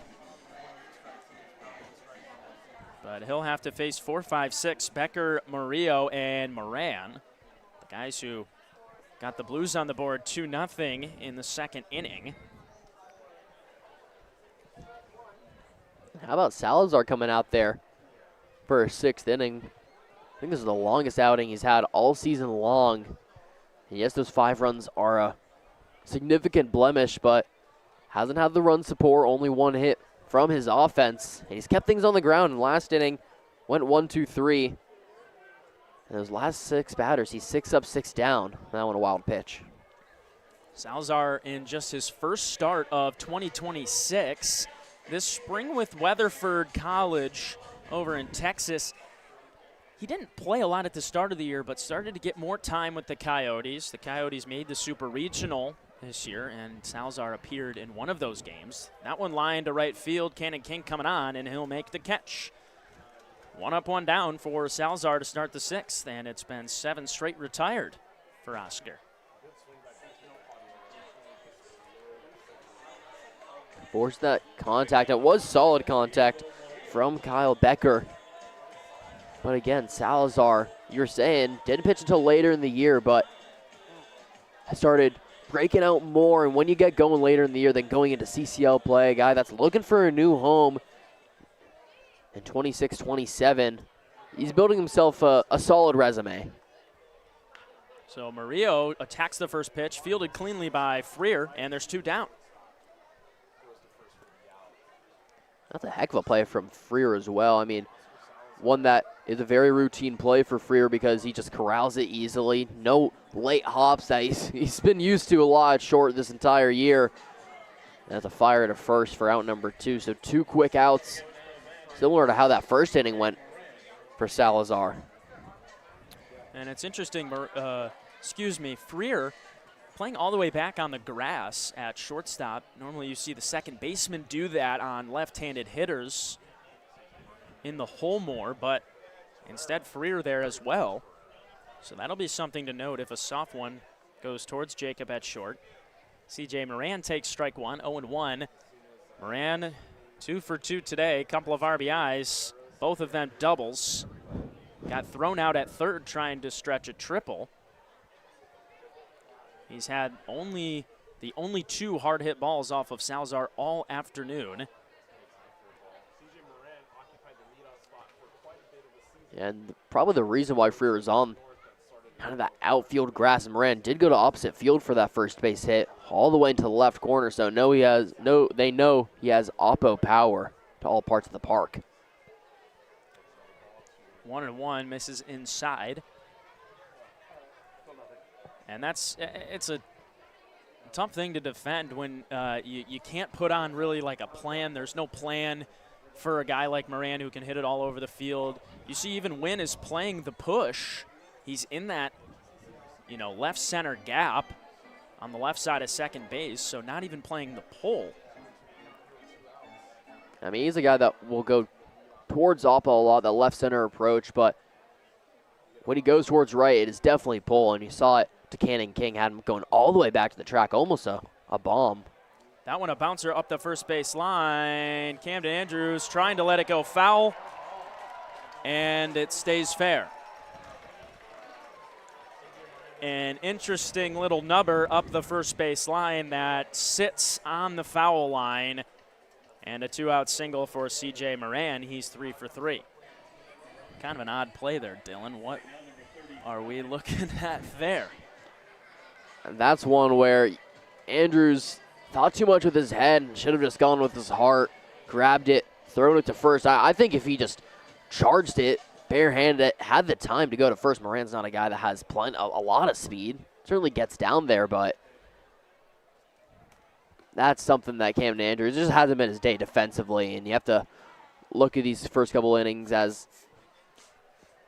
kind of a way to, learn the mistakes he made, if you will, and kind of bounce back. But exceptional swinging bunt, if you will, from Oh, yeah, it was Moran. a I mean, perfect bunt. that's the perfect place you'd want it. It wasn't a bunt, but.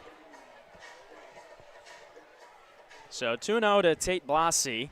He's 2 for 2 today as well after a rather slow start to the season. Was batting 190 heading into tonight. Fouls that one back, and it's 2-1. So we saw Zach Bender getting up and moving around a couple innings ago. He's still down there in that Arroyo Seco bullpen, but he's been warming up for a few innings now because of Salazar and how he's been able to adjust to this one in the later stages of his outing. Strike 2's in there. And we're all filled up with 2s. 2 balls, 2 strikes, and 2 away here in the bottom of the 6th. I think it is a good thing. They're getting that length from Salazar, and if they do want to use Bender later in the weekend, they'll use him today, but it's a way of, maybe not having to use Rickman later in the game, other guys that are hot for the Saints, and save those arms. Jam shot goes foul. And San Luis Obispo is a team that gets on base 39% of the time. So for all you math people out there, for every 3 outs, they get 2 guys on base. So, I mean, that equation equates to a lot of runs. They're 3rd in runs per game. I mean, if you were moneyballing it, that would equate to a lot of wins as well. Yeah. I mean, why are they so successful here in SLO? They get on base. Billy Beane is living rent-free in my head. I mean, one of my favorite movies for a reason. It's a absolutely great formula. Swing and a miss. Tate Blassie retired for the first time tonight, and Salazar, 3 shutout innings. It's still 5-0 Blues. We head to the 7th.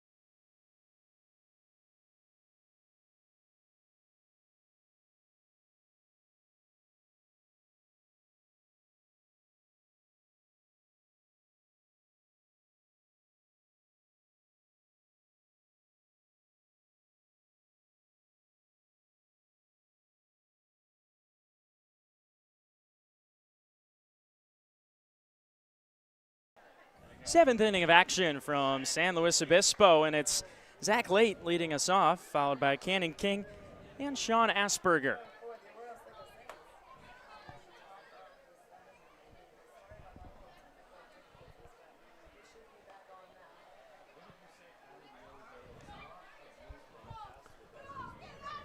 It's been a tough day for Arroyo Seco, only 1 hit so far through 6 innings of play. And we're still at the same score we had after the 3rd inning. It's been 3 really quick innings. Oscar Salazar shutting the door for the Saints, and Hunter Kohler now doing the same for San Luis Obispo. Yeah, and he got through that last inning pretty well. 2 strikeouts. I'd say very well. Those high strikeout pitches, that fastball he likes to come in with, and it's a metrically great fastball. It is 3-0 to Late, though.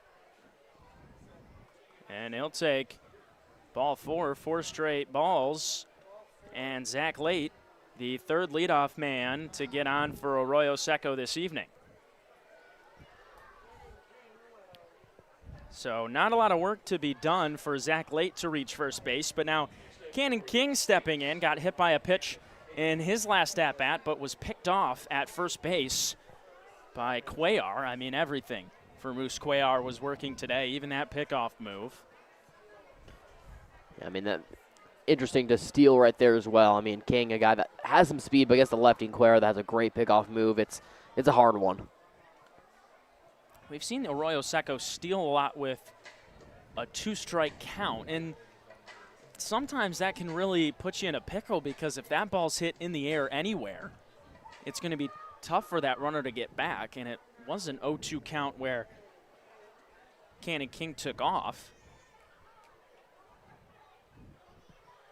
1-0 to him, catches the knees for strike 1. It's just interesting because the Saints just have had so many struggles getting any really, manufacturing of any sort. And yes, they've had leadoff guys on. They've actually had more leadoff guys on than San Luis Obispo this entire game, but they haven't been able to do anything after it. Well, it's been the Blues with timely hitting. Of course, a couple of ground balls that could have been double plays, turned into runs scored for Slow, but a couple of doubles have really made the difference, both by C.J. Moran. He's got a couple RBIs tonight to help the cause in a 5-0 lead for Slow.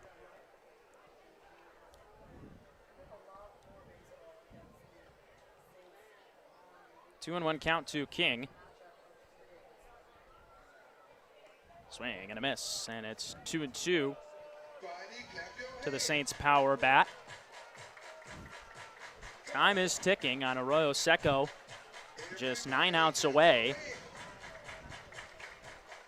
Saints are 2-9 in CCL play this season, 5-10 on the season, but 3-1 against those affiliates. That pitch driven into the right center gap. Chasing after it is Blasi, and he'll get there. Blasi having to chase that one down into the gap. A good swing by Cannon King, but it results in the first out of the inning. And Sean Asperger now stepping in. Asperger today 0 for 2. Hasn't struck it out, though. Has put the ball in play 2 times. Couple of good swings. Just needs to be rewarded now. It does happen a lot to Sean where puts on those great swings, just finds a glove or just the right shift. Driven, deep right field. Chasing after it is Blasi, but that one will drop in foul territory just a step away from the wall. So a couple of long foul balls from Arroyo Seco today. Panarisi hit one 1,000 feet, but it went foul, and Asperger now almost with a double. That one was roping, but couldn't find it. Still solid contact in Sean down that right field line. Certainly rope one if he wants. 0-1 to Asperger. In there on the inside corner with the fastball, 0-2. That's a good spot right there from Kohler. Gets it right on the inside corner, exactly where you want it. Now in full control. 0-2 to Asperger. Outside, and it goes off the glove of Gradle. And Late will trot down to second base. So a big 90 feet for Arroyo Seco. Now an opportunity with a runner in scoring position with just one away. Of course, 2 strikes on Asperger, but could at least get a productive out here, you could say. I mean, the worst thing you could do right here is go down by way of K, go swinging. So make some contact, preferably towards that right side, which we know Sean Asperger very much a pull. 1-2, popped up foul. And we'll see a 1-2 again. Do the song and dance one more time. Brandon Wynn waiting on deck. 0 for 2 tonight for the newcomer. But an opportunity to get something done here in the top of the 7th inning, down by 5. The 1-2 inside. We're even at 2-2. When Kohler is even in counts, likes to go with that four-seam fastball. We'll see if he decides on the heater here. 2-2. Goes heater. That one bounced on the ground to first. Moran will take it himself, but like my partner Dylan DeCesare said, put it on that right side. Late moves up 90 feet, and now Arroyo Seco has a runner on third with 2 away. So a Brandon Wynn single or a wild pitch could bring home Zach Late for the first run of the game. And Late needs to be heads up, waiting for anything in the dirt, something to the backstop as well. This is a spot for Wynn to show who he's going to be this CCL season. And it's tough coming to the team first day and having to be in a big spot like this, but pressure makes diamonds. That is a great term, because that's the most correct thing out there. Pressure does make diamonds. 1-0, swung on and missed. 1-1 to Win. Thrust into the starting lineup here. His first game 4 hours away from Pasadena here in San Luis Obispo. The 1-1. Swing and a miss. Way out in front on that cutter. And it's 1-2. It brings it down slightly and just outside. 1-2 to Win. Late sits on third. Kohler just off the plate. 2-2. Good battle from Wynn. Here's another pitch he's going to need to foul off or maybe see. It is survival, though. 2-2 count to Win. Swung on, bounced on the ground to second. Blank fields it cleanly. He'll flip to first, and that'll end the inning. Saints get a man on third base, but cannot bring him around to score. Still 5-0. We'll stretch from San Luis Obispo.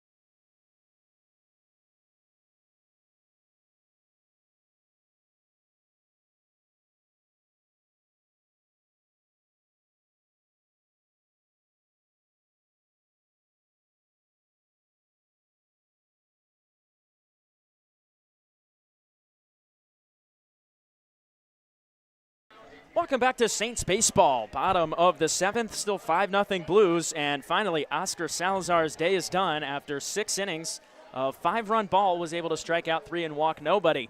But the new pitcher for Arroyo Seco is Zach Bender. They're trying this new role. Coming out of the pen this time, has pitched 2 innings in all of his appearances this season. Last time up a week ago from today, Santa Barbara Foresters. 2 innings pitched, 4 hits, 3 runs, all earned, and those 2 strikeouts, and a guy that's going to come at you with that sinker cutter. And occasionally put in the breaking ball, mainly a slider. You'll see that splitter sometimes. So Bender to the mound, and he'll face Joseph Blank, Jake Hickson-Baugh, and Cesar Chavez in the bottom half of the 7th inning. Bender, a guy that's struggled with the walk this season, as he misses way up and in, and it's 2-0.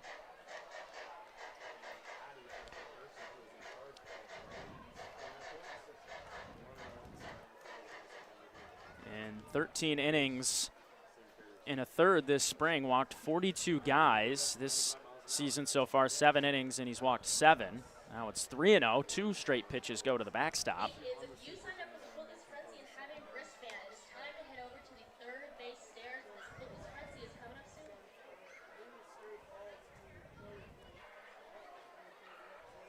Blank 1 for 14 to begin this season. That one in their first strike. Bender gets one over.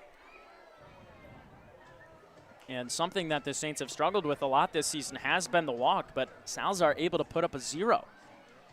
Yeah, I mean, that's all you really want to look for. And I think Joe Regan, most likely to start tomorrow, says it best. Though one of the worst things you could do is give up a free pass, not have the defense involved. And Salazar taking part of that mantra. And, 3 strikeouts, yes, the 5 runs, all 5 were earned with those 8 hits. But he put together just a great performance, filling up the strike zone. I think that's something you have to be prideful of. Only a couple of hard hit balls off of him.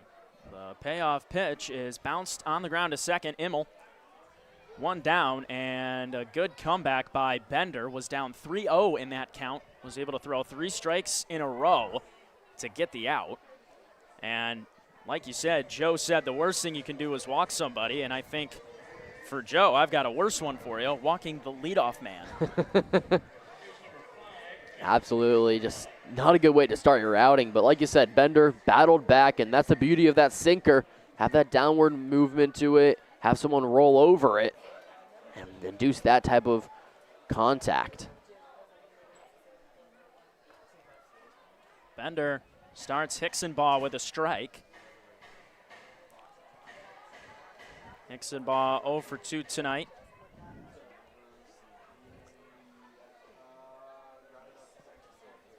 Blues have 8 hits, 5 of them go to Moran and Blasi. Hickson-Baugh down 0-2 now.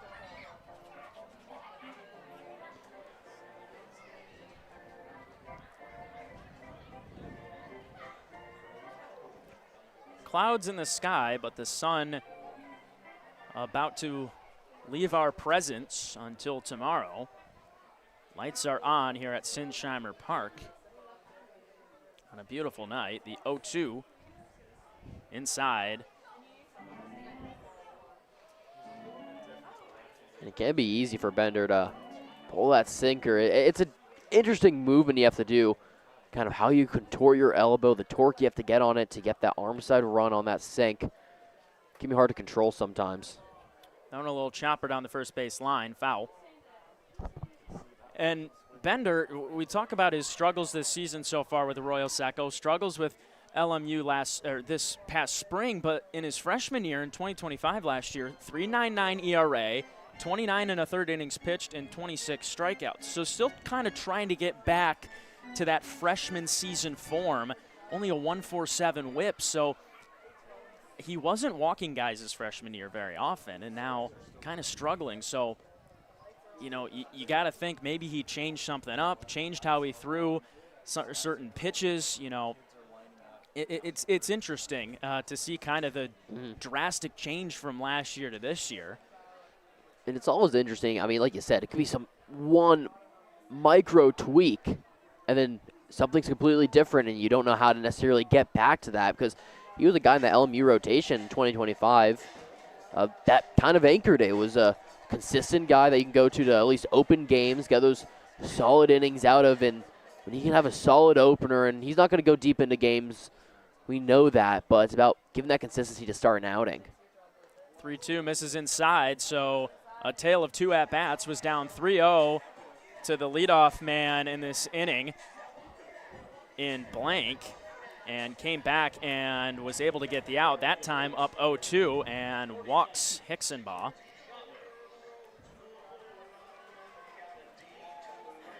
And Bender, he started game number 1 of the season for LMU. That was against Tulane, but gave up 7 runs in just 2 innings pitched.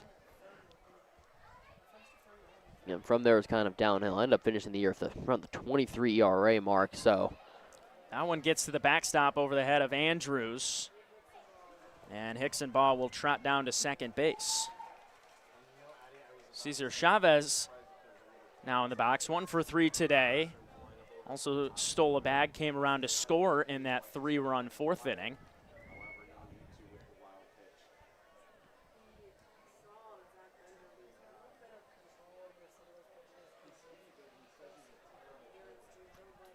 Chavez, a teammate with Carson Panarisi at Cal State Los Angeles. 349 hitter this spring. Definitely carried that over into the CCL season. 328 hitter heading into tonight. 17 RBIs, which is tied with Kyle Becker and CJ Moran for second in the CCL. Yeah, he's just a guy that in his time at Cal State LA, he just kept on getting better and better and better, and bring that over into CCL play, like you said. Foul ball, and 1-2. But the ability to just continue that streak going. And he built on that breakout season in 2025 where he was 339, top 3 on the team in many statistical categories. Has he kind of hoping and wondering what he has in store for 2027? I mean, could he be looking for conference honors? And well, every guy wants that, but he might be someone that is really in contention for those first team honors. 1-2 count. Bender checks on second and comes home. That one fouled off again down the right field line. Hixenbaugh, plenty of speed on second base. Hasn't shown any signs of moving, but quite possibly could be a decision here with 2 strikes on Chavez.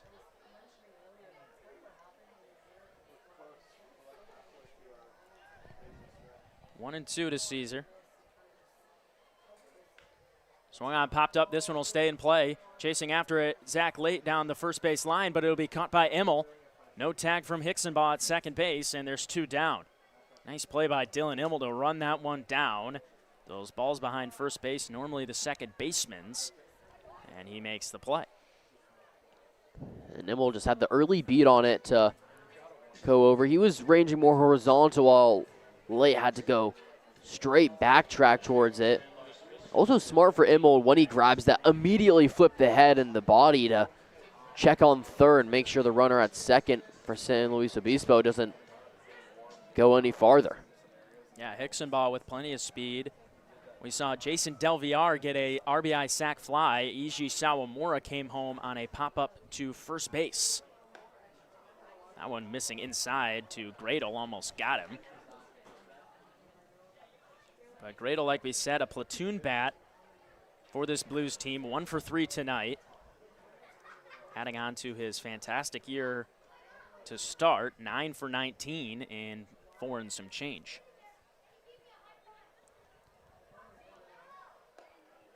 Missing inside again on the hands, 2-0. I mean, yeah, you talk about fantastic start. 505 average and 1.292 OPS through those first games.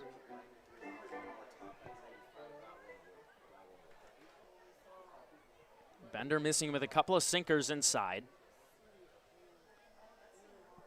So it's 2-0 to Gradle, who's in the 2-hole tonight. Another pitch misses inside. That one looked like the 4-seamer, and it's 3-0.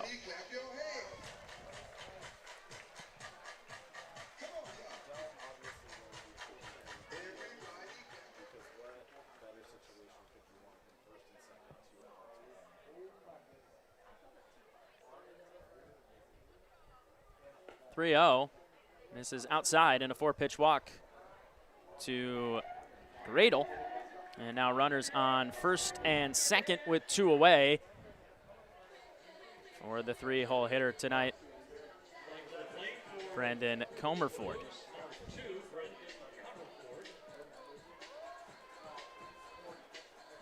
Oh for 2 tonight with a strikeout for Comerford.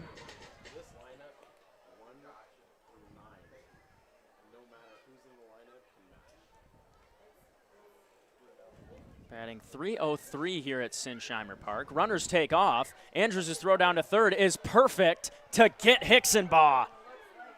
The double steal put on by Slow, but Camden Andrews up to the challenge to end the inning. We're through 7 in San Luis Obispo. It's still 5-0 Blues on your Saints streaming network.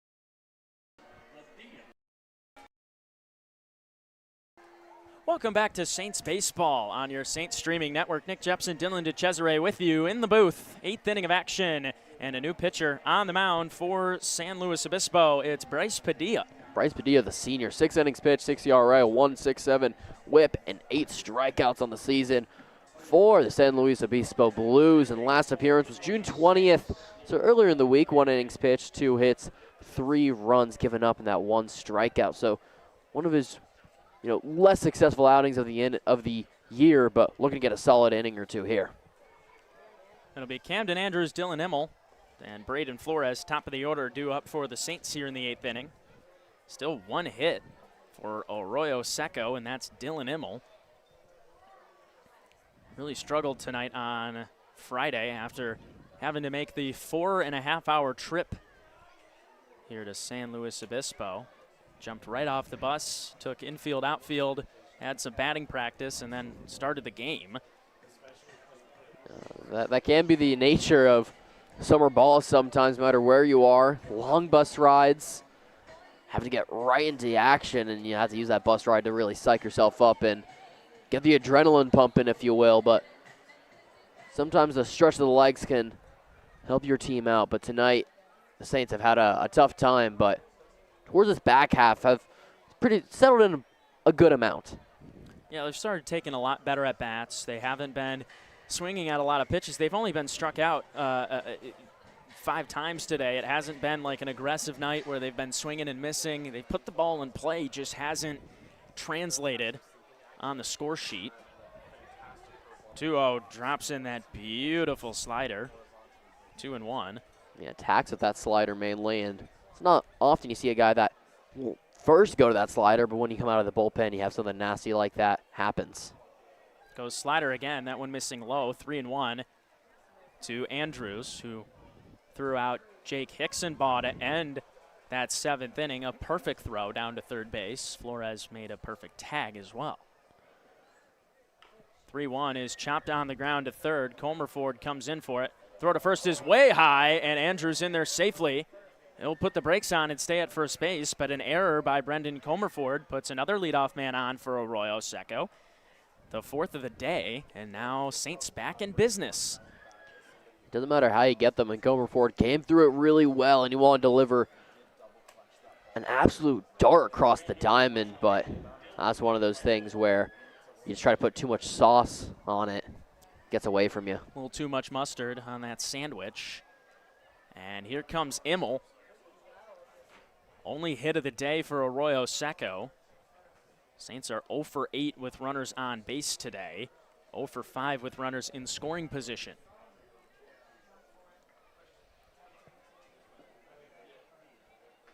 Offense has started to take good at bats like we said, Nick, but it's about finishing it up. That one misses outside, 2-0 to Immel. And it was interesting, I feel like with Andrews in a 3-1 count, he puts a little chopper to third base. I feel like there were better pitches to maybe wait for. Of course, did get lucky. Yeah, gets rewarded for it nonetheless, and doesn't matter how you get them. 1-1, foul tip off the glove of Spear, the new catcher. Excuse me, Jack Gradle, wearing number 15 tonight. They do have other catchers that do wear the number 15. Got a little thrown off there, but back on track. Because it is Spear that's often that 15 where for San Luis Obispo, but some, jerseys. That's the only word. Jerseys sometimes happen, and then take a Zach Bender switch. wearing a different number tonight, wearing number 40 instead of number 45. Swing and a miss. Immel down on the slide piece. A beauty from Bryce Padilla, and there's one down. Yeah, I mean, that was truly magnificent. Oh, if you look at that in the left center, just looking at that bull in left center, the mascot of the St. Louis Obispo Blues, the bull lights up every time that they get a strikeout. It's more of the fun festivities here at Sinsheimer. Plenty of things going on tonight. Merch tents, barbecue for sale, plenty of fans behind home plate here. No seating in the outfield or down the left or right field lines. It stops in the infield, but fans have packed this stadium out tonight. Andrews takes off for second. Throw down is not in time. So Camden Andrews, who got caught stealing last game on a ball in the dirt, able to get a great jump and take second base on what was a normal pitch that hit Gradle's glove. You just got a good jump on that as well. You have to give credit to Cam Andrews right there. Everything as good as it can get. 2-0 to Flores, misses outside, 3-0. They really haven't attacked Flores much this entire day. Knowing he's a dangerous hitter, I mean, it's not often where you're not going to really fill up the zone, but he had 2 walks today. Now 1 away from a third, but that's a strike. That one in there for a strike. Braden Flores only his 4th strikeout of the season today. In 68 plate appearances coming into today, only 3 strikeouts. That's 4% of the time. Swings and misses at that one, though, and the count runs full. He just doesn't swing and miss a whole lot. He doesn't swing at a lot in general. He knows the pitches he likes. He swings at the stuff he likes, but everything else, he leaves out no problem. 3-2, forks that one foul. And you can kind of see when he gets in this 2-strike count, he just kind of throws his hands at the ball. And that's something that not a lot of hitters can do. It's so impressive, and he'll be, starting his first year of D1 baseball this fall with LMU, and clearly I think he's ready for the challenge. Payoff pitch misses outside, and Flores walks for the third time today. So now the Saints in business. 2 runners on, 1 away here in the 8th inning, and here comes Carson Panarisi. 0 for 3 today, couple of Ks, but an opportunity to break through and get a huge base hit here for Arroyo Seco. Still 1 hit for the Saints through 7 1/3. There are a lot of times that Carson Panarisi shows up in these clutch situations. This is kind of an area where he can certainly do something. Hasn't had it today, but I've seen some RBIs in the last couple of weeks. Dude that when he gets a hold of one can absolutely laser one, mainly towards that pole side. So Panarisi in a big moment for Arroyo Seco if they want a chance in this one. Chopper to third, Comer forward, tags Andrews, throw to first, in time to get him. Nothing Cam Andrews could do there, ran right into the out. And Comer Ford makes the turn, a twin killer. This game stays 5-0. We'll send you to the bottom of the 8th inning here from SLO on your Saints streaming network.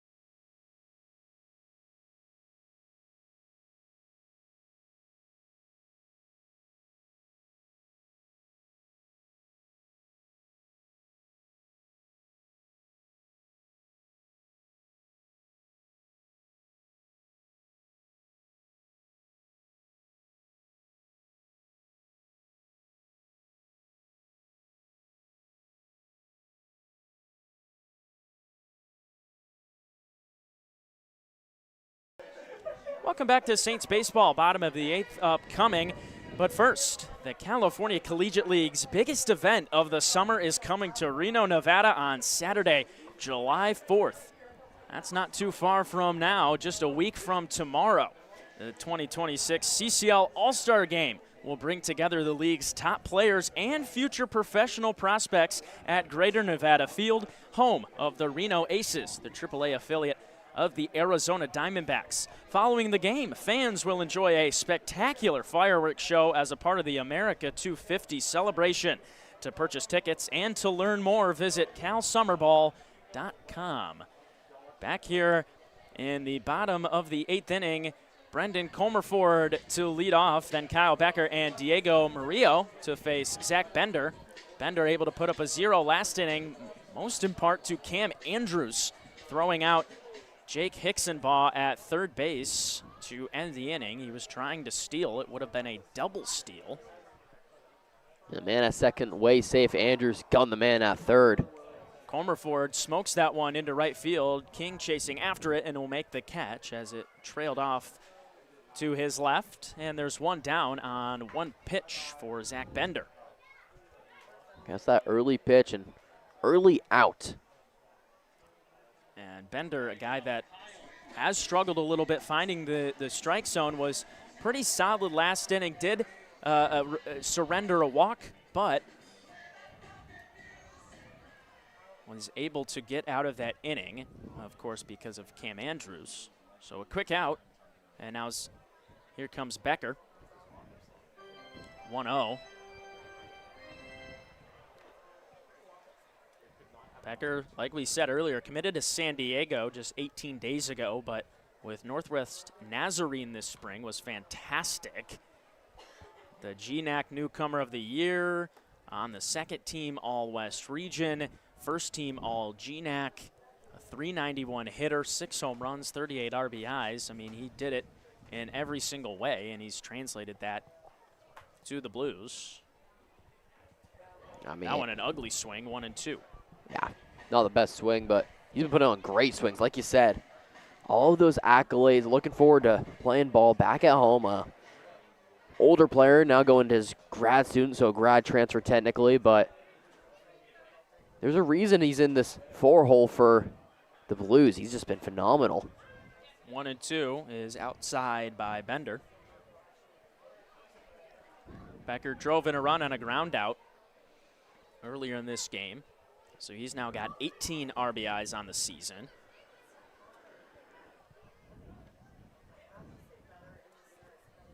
Two from Bender. This is inside, count runs full.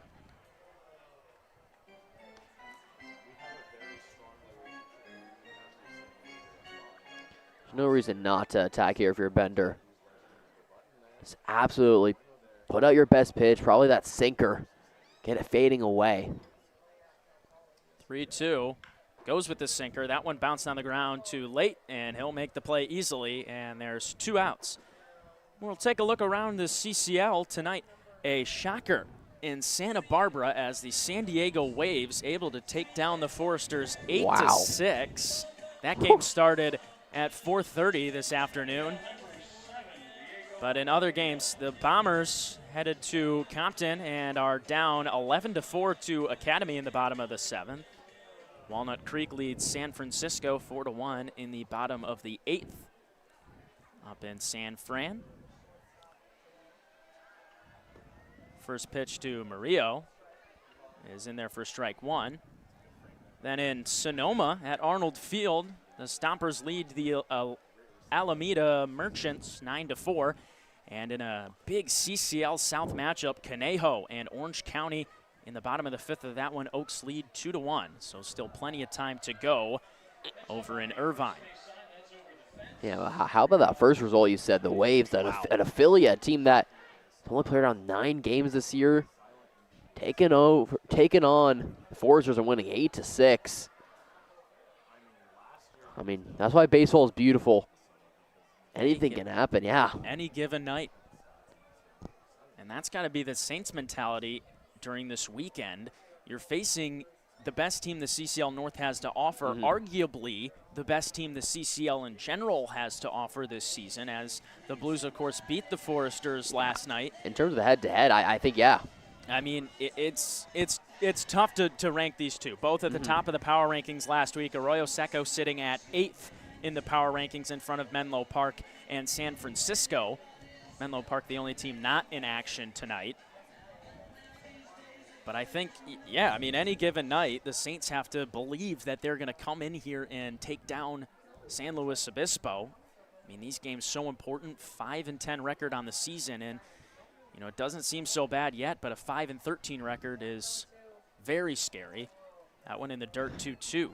I mean, last year Saints were 16-18 and made the playoffs. If you go by those numbers, if 16-18 is good enough, if you're 5-13 after this weekend, you got to go 11-5 to end this season. 1-2 hits him. Murillo gets hit up and in. Is frustrated by that result. I would be too, and he'll walk down to first base, a 2-out hit by pitch. That's an upsetting one, and glad Murillo's okay. Heading down to first. And those are the control issues for Bender. Sometimes it can be not harmful. I think that's an excessive word, but still a stinger for sure. Missed that one arm side. We've seen him miss a few pitches arm side a lot tonight. A lot of inside pitches to right-handers. They've kind of had to back out or at least, you know, react to those inside pitches. That's something that Bender, I would say, struggles with the most, is that sinker on that arm side. And it is because it is the sinker. You know, you're putting so much torque on it that you're trying to come over the top of it with that sinker grip. And when you have the arm side run, you want to really place it. And sometimes it's too much. Sometimes you can't control it. It's a difficult pitch to execute successfully. It's also one that's, you know, it's a hard one on your arm as well. So you have to be fully in it and committed to really be successful with it. Moran drops down a bunt, was trying to bunt for a base hit. He's got plenty of speed, but that one goes foul, 0-1. Moran 3 for 3 today, couple of RBIs, both on doubles. Hit one to the left field corner and smoked one to the right center gap. We mentioned it the last time he was up, but Brandon Wynn in center field still playing on what from his view would be the right side of the second base bag, kind of playing the push from C.J. Moran.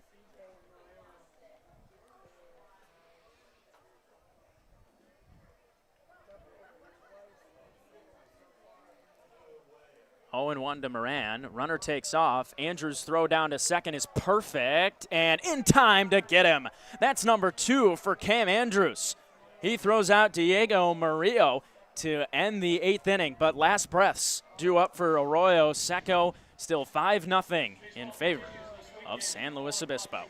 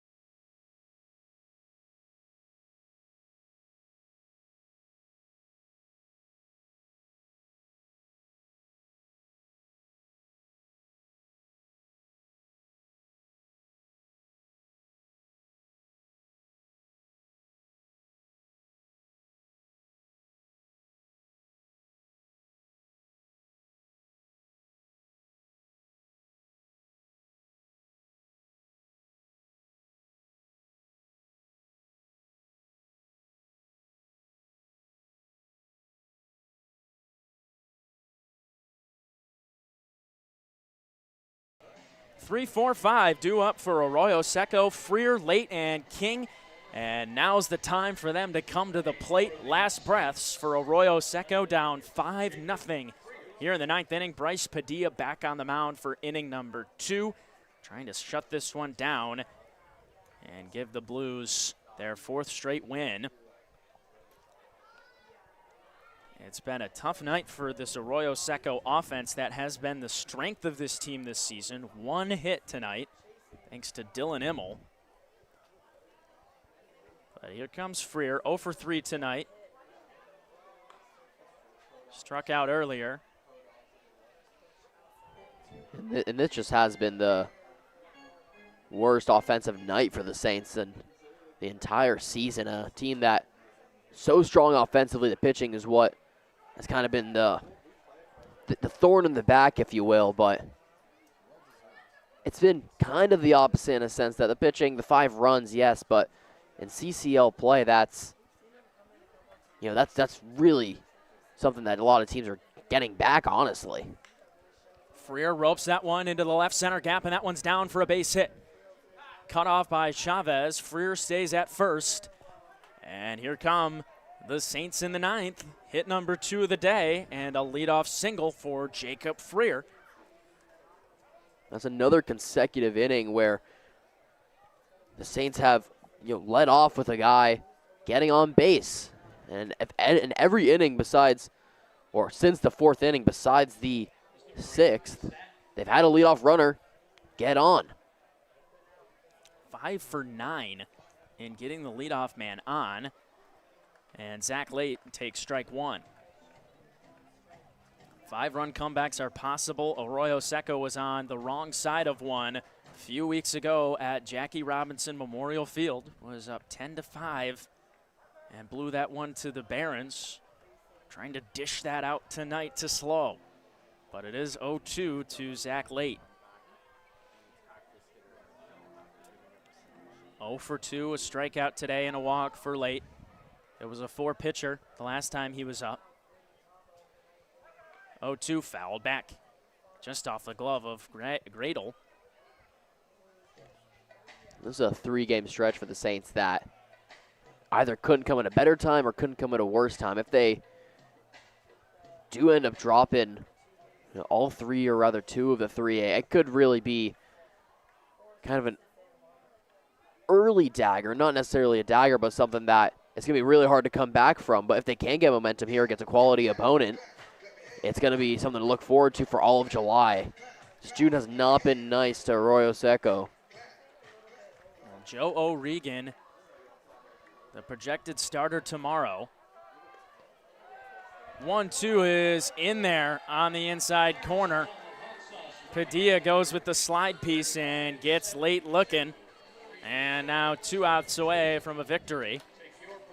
Cannon King stepping in. And that was a disgusting pitch. Just nicked the inside part of the zone. That was filthy. A disgusting pitch from Padilla brings up Cannon King. 0 for 2 today, a hit by pitch. He'll take ball 1 outside. But with Joe O'Regan going tomorrow, best pitcher the Saints have to offer, you would definitely look forward to that game as maybe being the best opportunity of the weekend for Arroyo Seco to take control of a game here in SLO. O'Regan, a guy that will pitch with a fast pace, get the defense involved. It'll be a full team effort tomorrow if they want to get it. That one on the ground to short, fielded by Murillo, flip to blank, throw to first, not in time. King beats it out. And the Saints stay alive. Now 2 down for Sean Asperger, the last opportunity for Arroyo Seco in this one. Fielder's choice, a half step safe as well from Cannon King. That kind of sums up the night, especially these last couple innings. Getting the contact, just nothing strong, nothing assertive. This infield for SLO has been unbelievable. Ball 1 outside. Yeah, I mean, you said it. Diego Murillo and Joey Blank have played fantastic up the middle tonight.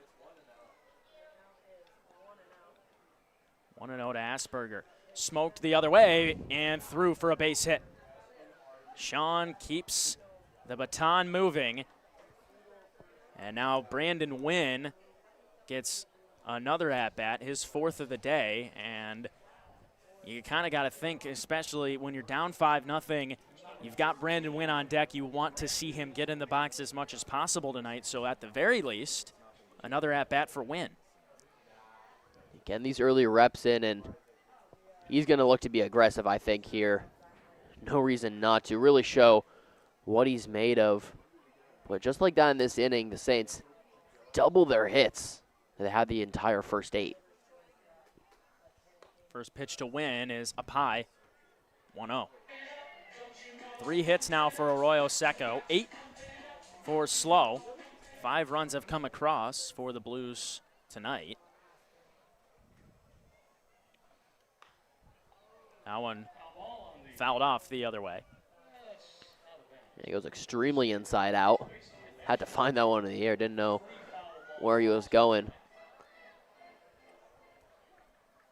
First time Wynn's ever faced any CCL competition as well. So it's just a different look for him, something he's not used to. The 1-1 to him, swing and a miss. And the Saints down to their final strike here at Sinsheimer. Yeah, just took the head off of that one. Maybe just a shoring up. Just really look to make solid contact. Use the legs. 1-2 for Padilla. Outside.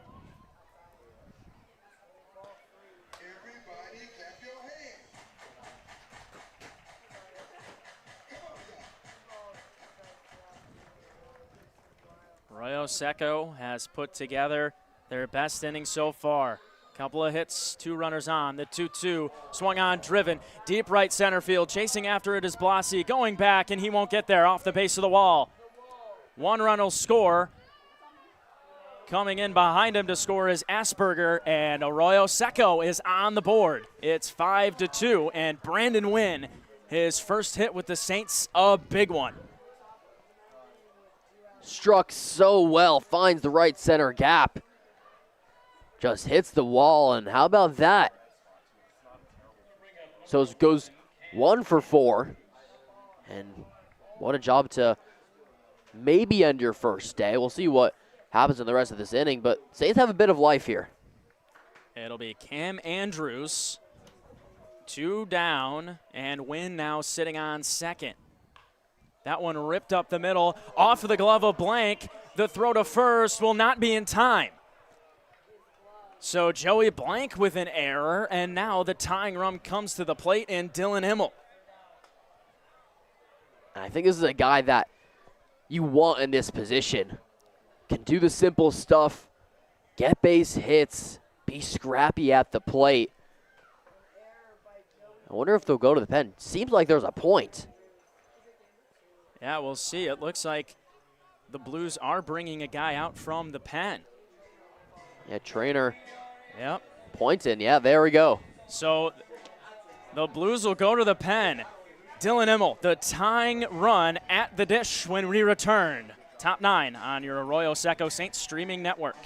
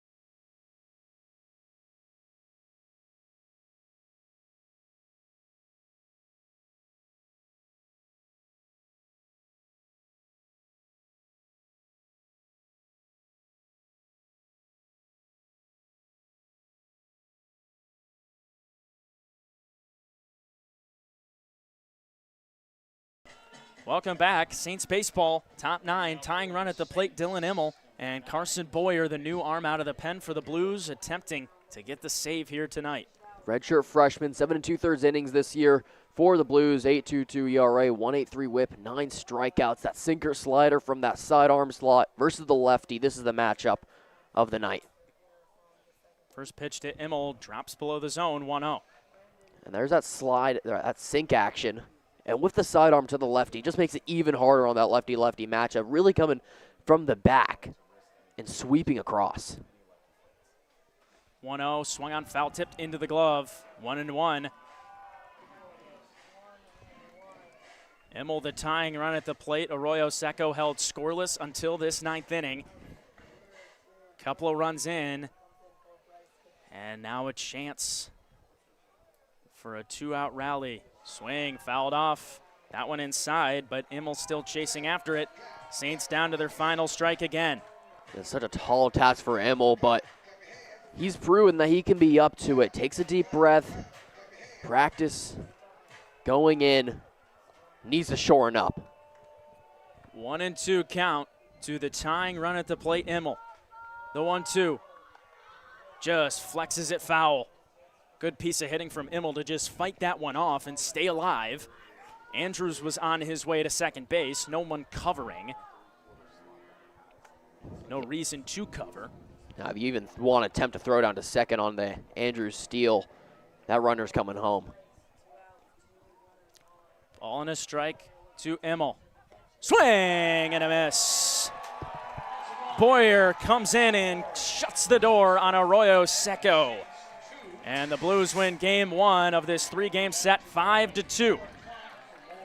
But for Arroyo Seco, it was a long time for this offense to get going. Took until the 9th inning for the Saints to score a run, get a rally going, get multiple hits in an inning Just a tough one, but really nice pitching, Dylan, tonight from this San Luis Obispo staff. My goodness. I mean, absolutely. The night started with Moose Cuellar, then went to Kohler Padilla, and then finishing off was Boyer. 4 pitchers used, all of which just pitched absolutely lights out. And talk about Cuellar. Had a no-hitter going for a little bit, had a perfect game going for a bit. Got taken out as soon as that no-hitter was broken up practically, but that's something to see for, or a sign of things to come for the slow Blues for the rest of the weekend. The Saints need more of what happened in that 9th inning, which they got it going towards the end of the outing. Yeah, and you like to see teams at least, you're down 5-0. There's not a lot you can do. Just try to, piece things together. But getting a couple runs here, a little bit of momentum going into tomorrow. Absolutely. Especially with Joe O'Regan, your ace left-handed pitcher on the mound tomorrow. But that'll do it for us here at the Arroyo Seco Saints Streaming Network. We thank our entire team, our staff here at Arroyo Seco. It was a long trip to get down here to SLO, but a lot of work put in to get this broadcast up and going. So we appreciate all the work that everyone has done. From my partner, Dylan DeCesare, myself, I'm Nick Jepson. We'll see you tomorrow, 4 o'clock start time here from SLO. Thank you for joining us on the Arroyo Seco Saints Streaming Network. We'll see you tomorrow.